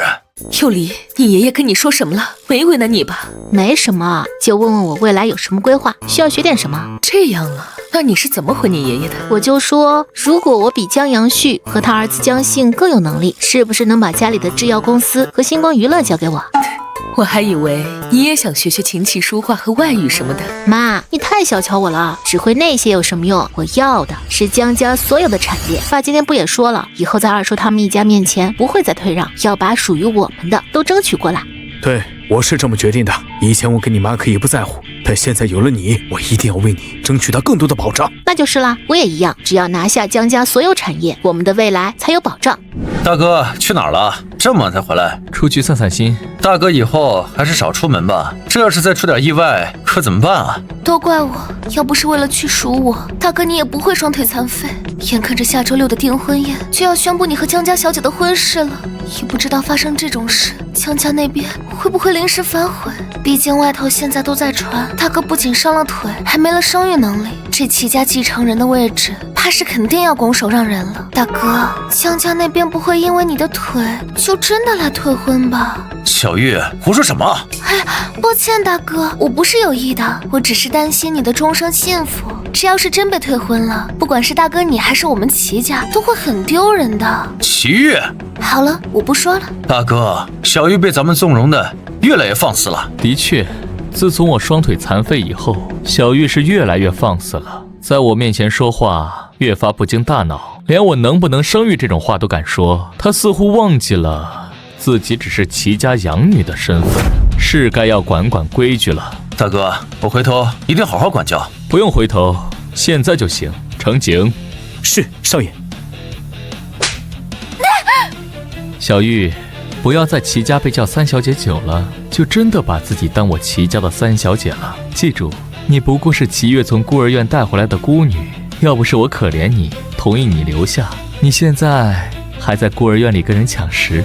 大哥以前可是最疼小玉的，他只是开了个小玩笑，怎么会让大哥生这么大气啊？只有我觉得好笑的才叫玩笑，如果我觉得不好笑，那就不是。就好比我养的那条狗，只有我允许它叫的时候，它才能发出声音。听到了吗，小玉？以后啊，不许再跟大哥开这种玩笑。好了，知错就改，下次不要再犯就行。少爷，这个齐玉真是个吃里扒外的白眼狼。当初要不是您可怜她，她一个孤女哪能在齐家当小姐？现在看老爷子因为您的腿暂缓宣布继承人的事，他就敢当面嘲讽您了。还有二少爷也是狼心狗肺，当初算命的说他克家，老爷子非要把他送走，是您三番五次的求老爷子才把他接回来。他不知感恩就算了，还把这事怪在您头上，为了继承人的位置，不惜对您下这种狠手。是啊，我始终想不明白，作为我的亲弟弟，齐月怎么可以这么恨我？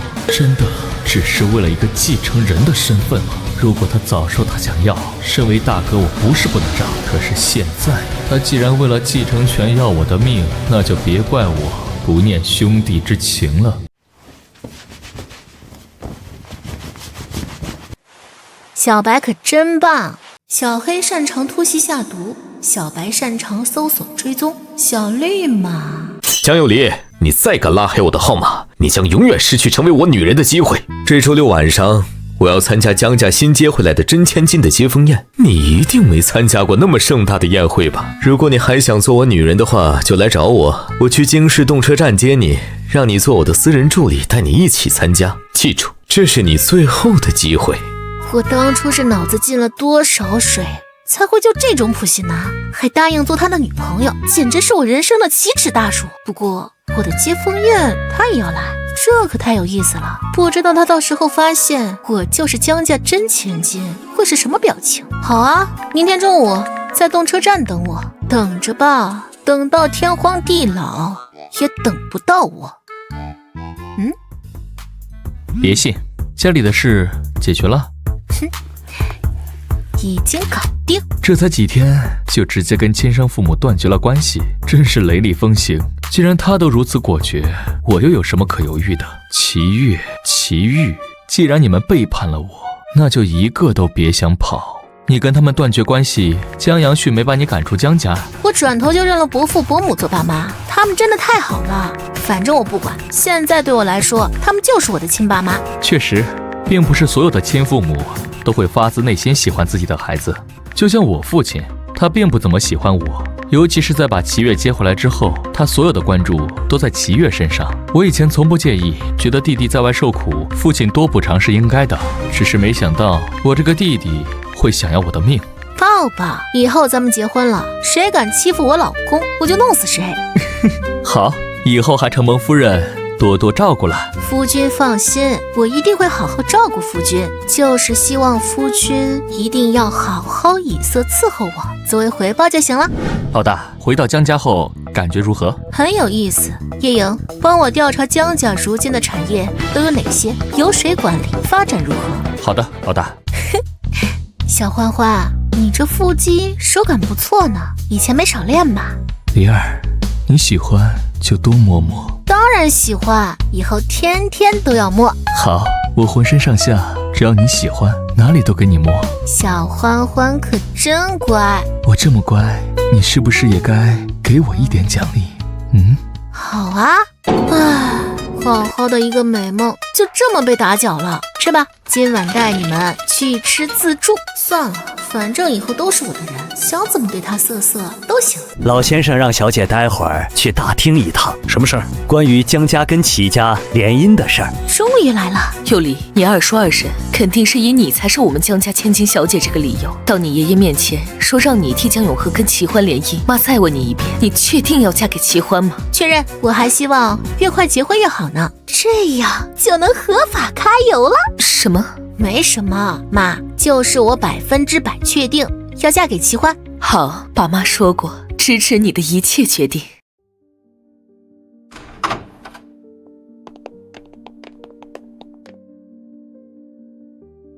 幼离来了，你这次回江家也算赶上好时候了，一回来就能以江家千金小姐的身份跟齐家大少爷联姻。哼，你可真会睁眼说瞎话。要不是齐家大少爷上个月发生意外双腿残疾，你们会想着让幼离联姻？接幼离的时候没见你们积极，如今要幼离替你们养女联姻，倒是积极得很。说起来呀，大嫂，你还得感谢我呢。我让你跟大哥去接幼离，这不，他就愿意认你做妈了吗？也算满足了你有个自己孩子的心愿。是啊，多谢你跟二弟，让我能成为幼离这孩子的妈。哼，不过就是我看不上的，这也值得你高兴。脾气小和，他差远了。你们怎么就那么理所当然，认为我比江永和差？这不是显而易见的吗？你会什么？小和会什么？小和可是济世有名的才女。她会的我也知道，无非就是琴棋书画样样精通，熟练5国外语。你们花了那么多金钱和精力去培养出来的仇人掉包的女儿，很值得炫耀吗？无论你多么服气，小和比你优秀是事实。你现在能抹黑她的，就是她有一个不好的妈。不，我并不觉得他妈不好，他妈对女儿是真的好，至少愿意为了让亲女儿过上好日子，干着非法犯罪的勾当。比起二婶这种亲女儿都嫌弃，不愿意认的妈，不知道好到哪里去了。幼离姐姐，其实你要是想学，我愿意教你。好，那你现在给我展示展示，我看看你有没有资格教我。周六晚上的接风宴，姐姐要是想看我表演才艺，我倒是可以给姐姐表演，就当是送给幼离姐姐的礼物。给我表演，还是想在其他人面前证明你比我更优秀啊？幼离姐姐非要这么想，我也没办法。她不过就是怕你到时候在她接风宴上压了她风头罢了。想太多了，我的接风宴谁都压不了我的风头。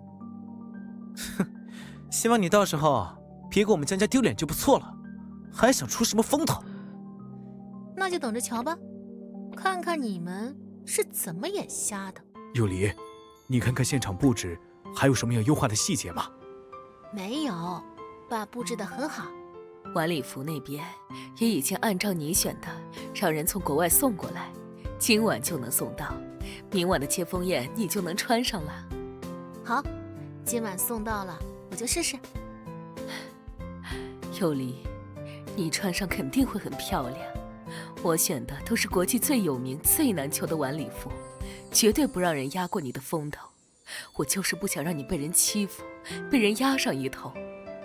毕竟，如果不是当年被调包，你本就该是父母宠在心尖上的明珠啊。现在是爸妈你们的掌上明珠也不迟。今天就开始替你治疗，这个治疗过程会很痛苦，而且需要你100%的配合和毅力。好，你尽管放手治疗。不愧是我看上的男人。腿毛很性感。你喜欢就好。那必须喜欢啊，不喜欢我能答应跟你订婚？江家已经跟你挑明了我们两家联姻的事。今早上我爷爷刚提的，他说我才是江家真千金，理应跟你联姻，我答应了。爷爷还让我有时间多找你相处，说是增进感情。江老爷子说的对，我们是该多多相处。要是实在痛得厉害，不用忍着，我有止痛药。不用，我想记住这份疼痛。今天的治疗搞定了。如果3个月真的就能完全痊愈，我们的婚礼就定在3个月后，怎么样？我可以啊，就怕你到时候腿好了，自己后悔了。胡说，这辈子我就认定你了。那行，咱们到时候就把婚礼定在3个月，你腿好了之后。那我先走了。你是怎么认识齐欢的？齐欢主动找的我啊，他看上我了，想娶我呗。哼，你不会真以为齐欢真心想娶你吧？只不过是因为他现在双腿残废，所以不想耽误了小何，退而求其次才选择娶你。可惜啊，江永和就算愿意嫁，齐欢现在还不乐意娶呢。毕竟怎么看他都明显喜欢我，对江永和没意思。真不知道你哪来的自信，明明比小何差远了。我有把握的事当然自信，就像我自信你不敢把自己右腿经脉被我挑断的事告诉其他人一样。这个疯子，我确实不敢。他下的毒发作起来有多痛苦，我不想再体验第2次。下车，不会路都走不了了吧？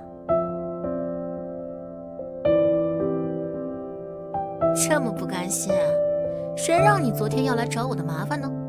不然你也不至于落得如此下场。说起来，我还记得你说是江照跟你说的，所以要怪啊，还是怪江照多嘴。他自己不敢找我的麻烦，反而唆使你来当这个替罪羊。哼，你不用挑拨我们之间的关系。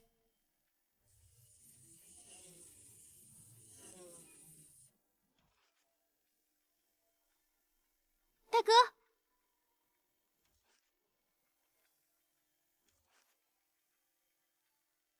大哥，你怎么会跟江有离在一起？我这个亲妹妹回来都好几天了，身为大哥的她难得有空，这不亲自找我嘘寒问暖来着。原来是这样，我就找大哥说了小何被欺负的事，大哥一定是带人去惹江有离给小何出头了。哼，我们已经跟你断绝了关系，才没有你这个妹妹。哼，搞清楚了，是我跟你们断绝了关系，是我不要你们了。记得以后乖乖听我话哦，否则的话，后果自负。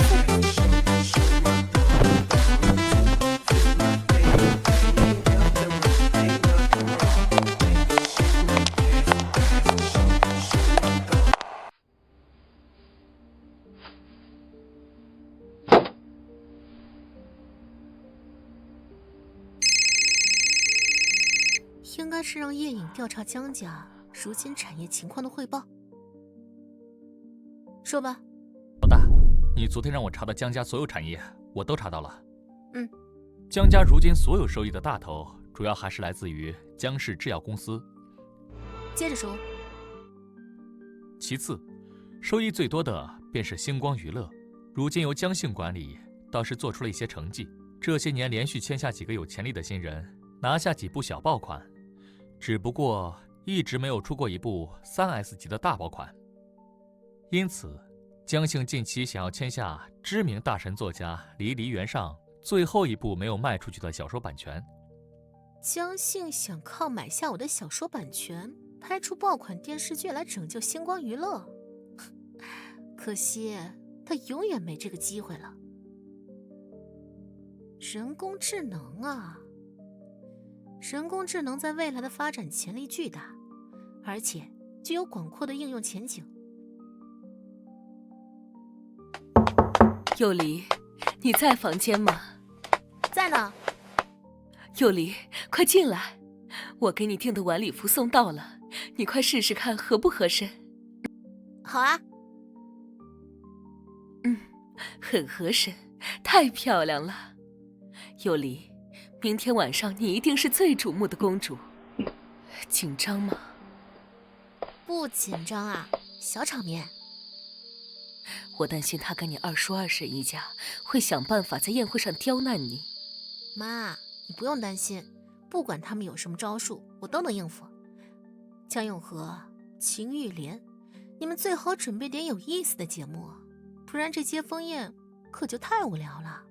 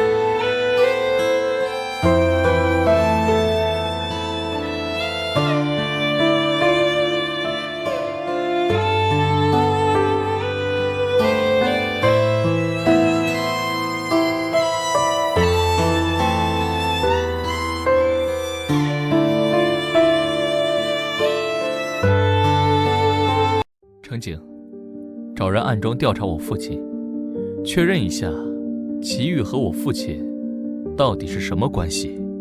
少爷，您是说调查家主和祁煜小姐的关系？当年弟弟祁煜被送走，仅仅因为一个算命先生的话，父亲对一个毫无血缘的养女宠爱到不分青红皂白的地步，这一切恐怕没有那么简单。是，我明白了。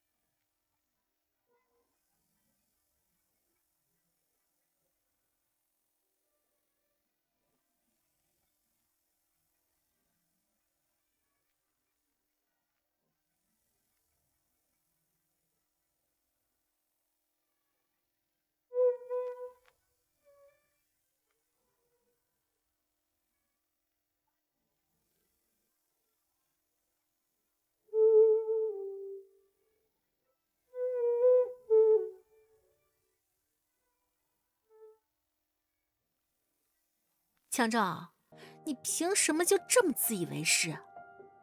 自以为是？好啊，江有莲，你倒是给我们证明自己身上穿的晚礼服才是正品，然后说说看有什么证据证明。我会证明的。季老先生，各位先请入座吧。江小姐有心了。您觉得她怎么样？江有莲，现在可以说了吧？别拖时间了，我越发觉得你刚才的话就是虚张声势。范总管家，让人把会场所有的灯光都关掉。姐，身为我们江家的少爷，在这种场合一个劲大呼小叫的，像什么样？这个野丫头，倒打一耙的本事总是那么厉害。家，待会儿就按照我孙女的意思办。是，老爷。各位想必都知道，我跟江永和身上的晚礼服究竟谁穿的是高仿，谁穿的是真品。所以各位嘉宾不介意的话，待会儿允许我将会场的所有灯光关闭1分钟。在这1分钟里，我保证在场所有的嘉宾都不会有任何危险。那当然，我亲自出马这小和拿下的这件晚礼服，怎么可能会是高仿？还是算了吧，既然怎么说都是佑丽姐姐的接风宴，穿了跟佑丽姐姐一样的晚礼服，确实是我的问题，我现在就去换。不必了，既然你都故意穿的跟我一样的晚礼服出来，打算让我丢人了，现在何必假惺惺半途而废？佑丽姐姐，我真的没有这么想。赵儿这是怎么搞的？怎么又被人抓到这么大的把柄？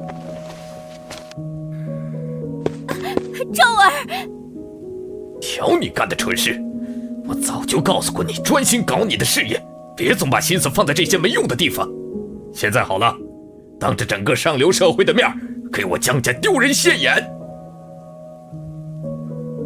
行了，要打就真的把他打死，舍不得就别在我面前跟着他一起丢人。爸，我今天就打死这个逆子！江阳旭，他可是你亲儿子，你敢？爸，你要打就打我吧，二哥都是为了我，想替我在这个家争一口气，才会犯下这种糊涂事，千错万错都是我的错。爷爷，这件事跟小何没关系，是我的主意，是我心疼小何，看不得他因为江有离回来就受委屈，你要罚就罚我一个人。二哥，你别把责任都揽在自己身上，如果不是我，你也不会让 Kitty 姐去做这种事情。小何，我说了，跟你没关系，爷爷，我认罚，只求您别激怒小何。糊涂蛋，到现在还护着他。琉璃啊，这件事别管他，你看他该受的该怎么处理？对不起，堂妹。没关系，堂哥下次可要注意点喽。还不带你妹妹回去换衣服？今晚的事儿，让齐老先生见笑了。没事儿，要不是有你这孙子这么一闹，我还不知道我孙子齐欢看上的媳妇儿这么聪明能干，深得我心呐。齐老先生对我这孙女儿有那么高的评价，是我孙女的荣幸啊。今晚是我江有离回江家的接风宴，虽然出了点小状况，但也已经解决。所以接下来希望到场的嘉宾们能够吃好喝好，晚些时候还有精彩的节目送给今晚来给我捧场的大家。所以他之前是故意耍我出气吗？该死的，我为什么要跟他分手？如果当时不赌气，江有离现在跟我就是真正的门当户对，哪还有什么身份不匹配的问题？说话的这位就是你们的女儿吧？可真是落落大方。爸，我想娶她做我老婆。段先生，这位是？也是我刚接回来没多久的儿子，不像桂芊芊一样，他还不太懂规矩。段景涵，让你跟我来参加这次接风宴，是为了让你多跟圈子里的少爷千金们结交。你在这胡说八道些什么？刚才站在爷爷旁边的就是你弟弟齐月。你们兄弟俩看起来不太像啊。是说我比他好看多了？跟你说认真的呢，你倒贫起来了。确实，有不少人都说我跟他不太像。你就没怀疑过什么？以前是不想怀疑，也没有必要去怀疑，但现在确实有些事让我不得不怀疑。我已经让乘警去查了。小梨儿，你那个前男友从进门开始眼睛就没离开过你。管他呢，他要是敢来我面前闹事，我就让人把他赶出去。自从我双腿残废，还真是阿猫阿狗都敢给我脸色看了。一个刚认祖归宗的暴发户也敢公然觊觎我的未婚妻，不急，就让你们再狂欢一会儿，之后我会一个一个收拾干净。二哥，爸那一巴掌打得疼吧？不疼，一点都不疼，我只是恨自己竟然又在江有离那个野丫头身上栽了跟头。二哥，看到了你和大哥因为我3番2次受挫，我真的很愧疚，所以你们别再为了我出气了。我以后在他面前夹着尾巴做人就是了。小何，别说这种丧气话，凭什么？你在江家受宠20年，凭什么他一回来就你受委屈？我绝不允许！你不用屈服，我不会轻易放过他的。二哥，小何，别难过，我向你保证，只要有我在，就绝对不会让江有离一直欺负你。又出事了。被爸打了。大哥，我实在想不明白，江有离那个在乡下长大的野丫头，究竟是怎么认识搬来那种国际顶尖设计师的？江有离？难道我这个亲妹妹真的有那么优秀？切，我想这些做什么？就算她比小何优秀又怎样？我喜欢的是和我朝夕相处20年的小何，在我心里，小何才是我的亲妹妹。大哥，今晚的接风宴你真的不去了吗？等小何换好衣服，我跟你们一起过去。好，这次晚礼服的事是我疏忽了，连累小何受辱是回过去，我们一定要让小何重新打个漂亮的翻身仗。大哥，二哥，我换好了。走吧。接下来还有什么节目？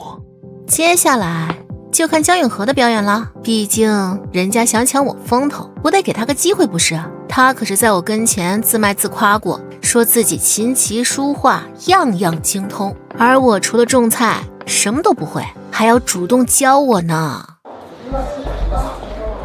再次感谢今晚来参加我接风宴的各位嘉宾，除了吃好喝好，当然还要有节目给大家助助兴。怎么，听江有离这话，他要给我们展示才艺了？他能有什么才艺？乡下来的，总不能是表演种地吧？我们江家有座楼叫逸心楼，我刚回来不熟悉，还是我们江家的养女江永和告诉我，这座逸心楼是专门给江家千金和少爷们学习的地方。江有离这个贱人，他该不会是要把之前的录音公然放出来，毁了我的名声吧？二哥，有离姐姐她在这个时候提起那天的事，是不是想把录音放出来，当着这么多人的面羞辱我？江永和说，他从小到大就是在逸心楼里跟着高薪聘请来的私教老师学习各种才艺，琴棋书画各国外语，他都样样精通。江永离，江永和还担心我什么都不会，好心的说如果我想学，他可以教我。当然他还是很谦虚的，说他不会种菜种地，也不会洗衣做饭，还说要虚心的向我请教呢。小何说的也没错，他的确是琴棋书画样样精通，而且你之前一直在村里长大，难道不会种菜种地洗衣做饭吗？会啊，这不都得感谢江永和的母亲把我调包了吗？要是不被调包，我还真没机会会这些呢，我可真是荣幸啊。所以我在这里很虚心的想向江永和你请教一下，你所精通的琴棋书画，今晚就在我的接风宴上展示展示，怎么样？我真是低估了江有离的胆量，他竟然想把我架在火上烤。有什么不敢的？小何，给他展示展示你的才艺，让他输得心服口服。就算所有人知道我是养女又怎么样？只要我足够优秀，我照样是豪门千金，照样会有无数的豪门少爷对我趋之若鹜。既然是有离姐姐想学，那我就在这里献丑了。献吧，我看看有多丑。大哥，以后这位江家小姐就是你的未婚妻了。她好不容易凭交谊舞让大家改观，现在又公然挑衅京市有名的才女江永和。为了大哥你的脸面，你怎么能任凭她乱来？以前没发觉，现在我才发现小梨儿说的没错，你脑子确实有问题。现在什么都还没开始，你就开始狗眼看人低了。大哥双腿残废之后，说话是越来越尖锐了。是啊，就像祁煜说的，这双腿废了之后，让我变得有些敏感多疑。你最近最好小心点儿，别惹我。我一个控制不住，怕是不小心要了你的命。最好也劝劝家里的祁煜，以前有我罩着他，现在我要捏死他，就跟捏死一只蚂蚁一样简单。大哥何必把话说得这么严重？祁煜在家也就是闹一闹。唉，没办法，双腿残废让我的心理都变得扭曲了。哼，大哥真会开玩笑。如果大哥真的连心理都出了问题，还是尽早治疗，否则继承人的事儿也只怕会一拖再拖。祁煜呀祁煜，人心不足蛇吞象。我本可以保你和祁煜一辈子锦衣玉食，你却偏偏要自寻死路。不愧是江永和，这曲子难度这么高，他却弹着跟玩似的。当然，他从小到大获得的奖比我们吃过的山珍海味都多。好，小何弹得真好。永和不愧是我精心栽培的好女儿，瞧瞧这钢琴弹的，不管是气质还是才华，都不是幼离这孩子能媲美的。有不枉李翠萍冒着坐牢的风险，把自己女儿调包，自己虽然进去了，女儿倒是被地心你养得大放光彩。永和这孩子重感情，不像幼离，稍有不满意就断绝关系，一看就是个凉薄的人。现在大嫂你对他再好，以后他也可能转头就跟别人跑了。哼，搞笑！你们那叫稍有不满意，那叫寒了心。再说你的养女是重感情还是重利益，谁知道呢？行了，跟一个初为人母难免失去理智的大嫂说这些干嘛？也是，大嫂没从小带大过孩子，自然不知道养育一个孩子要付出多少心血，哪里是能轻易舍弃的。幼离姐姐还想看我演奏什么？不只是钢琴，这里的所有乐器，如果你真的想学，我都可以教你。江永和，看来刚才的表演让你很飘啊，已经开始想着要怎么教我了。可惜我不需要。幼离姐姐是不需要呢，还是已经觉得力不从心学不来？如果是觉得回了江家不需要，这种想法可不好。人不能自暴自弃，学无止境。既然幼离姐姐已经有了机会学习更多的才艺，又何必浪费这样难得的机会？可如果幼离姐姐是想学，却觉得力不从心的话，我可以从最基础的，把自己3岁就开始学的知识慢慢教起。我本以为你被称为惊世才女，身上一定有什么惊世骇俗的才艺。现在看来，惊世这些人给你的这个称号，怕也就是圈子里小打小闹的商业互吹罢了。他也太猖狂了。就是，谁给他的胆量啊？齐家给的呗。你们没看到，齐家老爷子对于他这个未来孙媳妇儿，似乎还挺满意。又来了，这个江幼离，嘴巴还真是一如既往的歹毒。幼离姐姐这么说，身上想必一定有什么真本事吧？不妨趁着现在大家都很好奇，给大家亮一手。既然大家都对我的表演那么期待，这样吧，我来现场即兴创作一首跟江永和刚才弹奏的世界名曲同样难度的曲子，并且给大家弹奏。他刚才说什么？现场即兴创作，简直笑掉大牙啊！他怕是不知道小何刚才弹奏的那首曲子在国际是什么地位，他居然敢说现场即兴创作出一首，我倒要看看他怎么圆自己夸下的海口。哼，他的确自嗨的过了。幼离姐姐，好好表现，这么多人都看着你，可别被人笑掉大牙了。你才是该好好考虑，就你这天赋，还跟我学种菜种地，以后被赶出江家，还能自给自足？玉莲啊，我有些事儿要跟江庆商量，这里事情多，你留下来帮大哥大嫂的忙。江庆，你跟我走，我有事情要跟你聊。江照，你跟你妹妹先回去。阿叔，可别忘了好好惩罚江照想要害我在接风宴上丢脸的事儿，不然我可要跟爷爷告状的。这么快就后悔选择我这个养女了吗？现在后悔也没用了，我绝对不会让他们跟江幼离修复好关系的。江幼离，想不到你才刚跟我分手没多久，竟然就真的答应跟齐欢联姻了，所以你也没有多么高尚。其实你一直都看不起我，只要有机会找到更好的，就会立马把我踢了，然后再找别的男人，对不对？段景涵，你要是觉得这样能够让你的心理平衡，你可以继续这么认为，可以了吗？如果是为了钱，你现在大可不必嫁给齐欢。钱我如今也有，你想要我可以给你，而且我还双腿健全，难道不比一个残废的齐家大少爷好吗？段景涵，你知道自己最大的问题是什么吗？就是总是以最大的恶意来揣测我。是我承认自己感情上有些淡漠，在交往的这2个月里，对你或许不够主动，可你是第一天才这么了解我吗？我们认识了2年了，2年了你才受不了我，那之前的2年你是有受虐倾向，非要凑上来？你如果真的希望我能够把心思都放在你的身上，那么就努力提高自己的存在感，而不是让我放下脚步等你，可怜你，先救你。我的接风宴已经结束，没什么事就跟你父亲回去，在段家好好过你豪门少爷的日子。就像你说的，以你现在的身份，以后想找个门当户对的千金小姐结婚不难，可以按照你的心意去找，粘人的、主动的，满眼都是你的。真是不知道该怎么说，秦玉莲是怎么有脸皮在伤害了幼离之后还凑上来的？伤害既然已经造成，现在他们做什么都是徒劳。秦玉莲，接风宴已经结束了，你不跟着二弟他们一起回去，还留在这做什么？大嫂，你这说的是什么话？这是我女儿的接风宴，接风宴结束，我怎么能只让你跟大哥2个人忙？当然也要留下来帮忙啊！你女儿断绝关系的协议可是刚签下没多久。大嫂，你说这话就着实让我伤心了。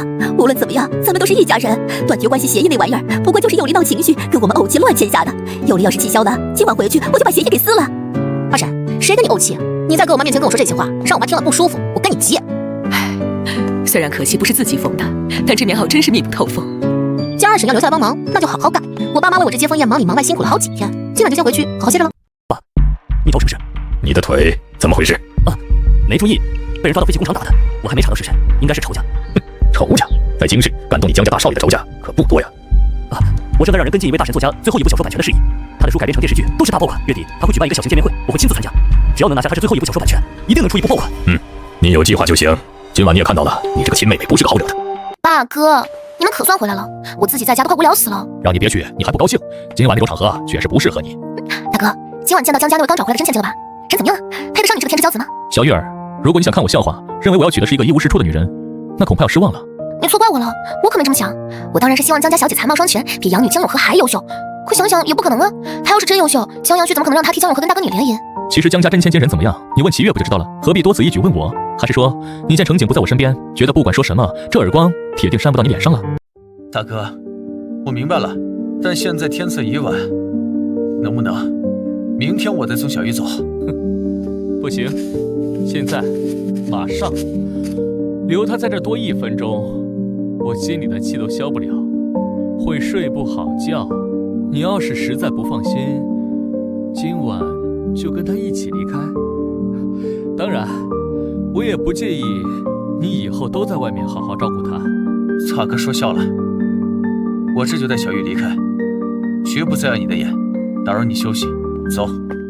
父亲，暂时就别操心你的养女了，还是先关心关心你自己吧。我？怎么，你连我都要责罚？父亲言重了，你毕竟是我父亲，我怎么会因为管教养女不力这点小事责罚你呢？只不过，齐玉在齐家吃穿用度从未被亏待过，如今他被赶出去，自然不能再用齐家的一分钱。我怕父亲你心软，用家里的钱私下接济他，所以以后要辛苦父亲节衣缩食了。你名下所有的卡我会全部停掉，每个月我会给你基本的零花钱，至于其他开销，需要你亲自找我申请，并给出充分的理由。齐欢，你这是在侮辱我！哼，侮辱？你还好意思提侮辱？你是不是忘了，你这些年能过得大手大脚、挥金如土，花的每一分钱，都是靠着齐欢在商场上拼回来的。行了，父亲，我要说的就这些，我先回房休息了。得像您说的，赶紧把腿上养好才行。爷爷，我就不送您了。哎，去吧。很好，一个两个的，全都看不起我。等着吧，今天我受到的所有屈辱，早晚有一天，我会百倍奉还。哎，大嫂，咱们都是一家人，你怎么防我们跟防贼似的？哎呀，有黎小姐，是二夫人带着江兆少爷和江永和小姐来了，说是来给您赔罪道歉的。道歉是假，想重新攀上关系才是真。你是真心来道歉，还是别有用心？你自己心里清楚。大嫂，你这话也太难听了吧！我这个亲妈来看自己的亲女儿，怎么就叫别有用心了？什么叫霸占？有黎现在是我的女儿，她身上流的是我和杨旭的血，这种血脉的羁绊，大嫂，你这种生不出孩子的人是不会懂的。有黎，我的乖女儿，妈带你二哥来给你道歉了。有黎，昨晚睡得好吗？早餐吃了没？要是没吃，妈亲自下厨给你做。好啊，那就现在做吧。在这里做早餐？对，我就想在家里吃。行，妈，真好，今天我们可以吃到二婶亲自为咱们做的早餐了。有黎，我是说，专门单独给你做的，爱做不做。行，我给你们娘儿俩一起做。永和，你回家一趟，把我那款顶级的燕窝拿过来。饿了吧？要不先吃我妈做的，垫垫肚子。妈说的对，我们当然要先吃饱了。有黎，快来尝尝。先放下吧，刚吃饱，现在吃不下了。江有黎，你把我们当什么了？耍猴吗？我求你们做了吗？没事没事。有黎呀，你爸已经罚你二哥了。你看，晚礼服那件事就这么过去了，好吗？这就想让我原谅？要不让他现在跪在我面前，再重写一遍？你还想让我当面跪着写？江有黎，你别再把自己当回事。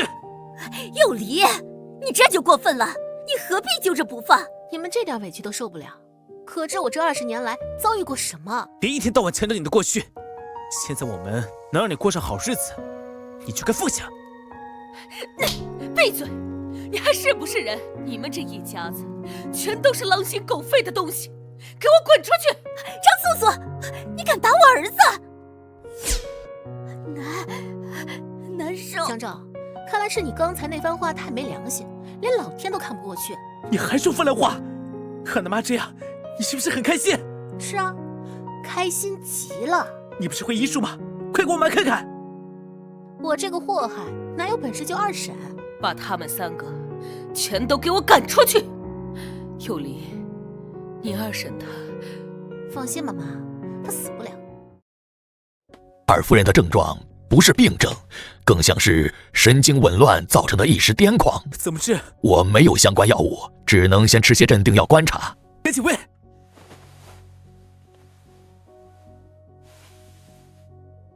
二哥，你看这是什么？妈变成这样，该不会是妖丽姐姐动的手脚？她怎么能这样？她有什么不敢的？二哥，谢谢你还在乎我，我以为昨晚让你失望了。你是我疼爱了20年的妹妹，我永远不会放弃你。有二哥这句话，我就知足了。只要能留下来，多少委屈我都无所谓。喂，哥，妈出事了，是江有离干的。什么？怎么回事？今天妈去找江有离和好，结果莫名其妙瘫了。我们在她身上发现了根针。知道了，你和小何好好照顾妈，我很快回去。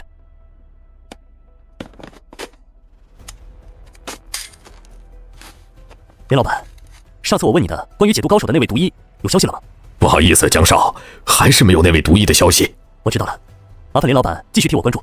如果那位毒医出现，我能够见上一面，一定少不了林老板的好处。行，一定一定。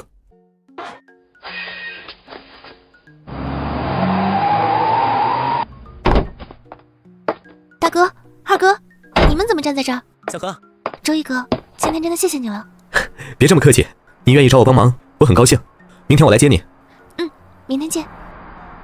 这就是你之前说那个作家朋友，开这么廉价的车？他就是个写小说的，虽然挣了点钱，但肯定买不起100万豪车。就他这穷酸样，我真怀疑他到底认不认识大名鼎鼎的离离原上。小何，你可别被骗了。应该不会吧？我正有个好消息要告诉大哥，离离原上大神答应跟大哥见面了。啊，真的？那太好了，这可是天大的好消息。周一说的那个朋友，原来就是江永和，有意思。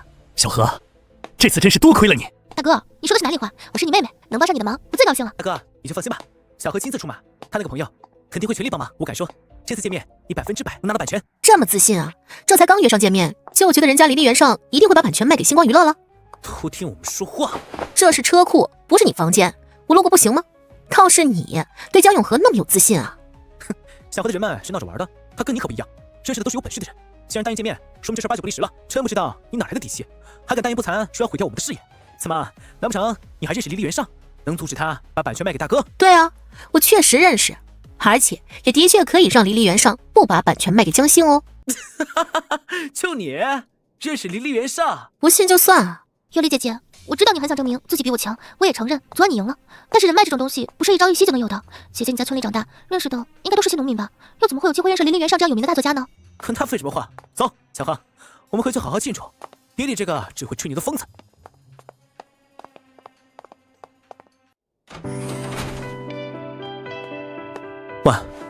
网上一点离离原上的资料都没有，你是怎么认识他的？我怎么认识他，和你有什么关系？我怕你是打着认识离离原上的幌子，骗小何感情，或者骗我大哥那50万报酬。50万够你们2辆破车了。二哥，你怎么能这么说周一哥？周一哥也是知名作家，不至于为了50万骗人。江照，少说2句。周先生，已经12点了，要不你打个电话问问离离原上大神，大概什么时候能到？江有离，你来这里做什么？因为我就是你们要找的离离原上。你开什么国际玩笑？是啊，尤里姐姐，不要胡闹了。要是一会儿得罪了真正的大神，耽误了正事，爷爷知道了是不会原谅你的。版权合同在我手里，快看看吗？你真是离离原上？不，这不可能！如假包换，可惜了，江大总裁，我永远都不会把版权卖给你。江星，版权你拿不走，星光娱乐总裁的位置恐怕也做不长了。有离，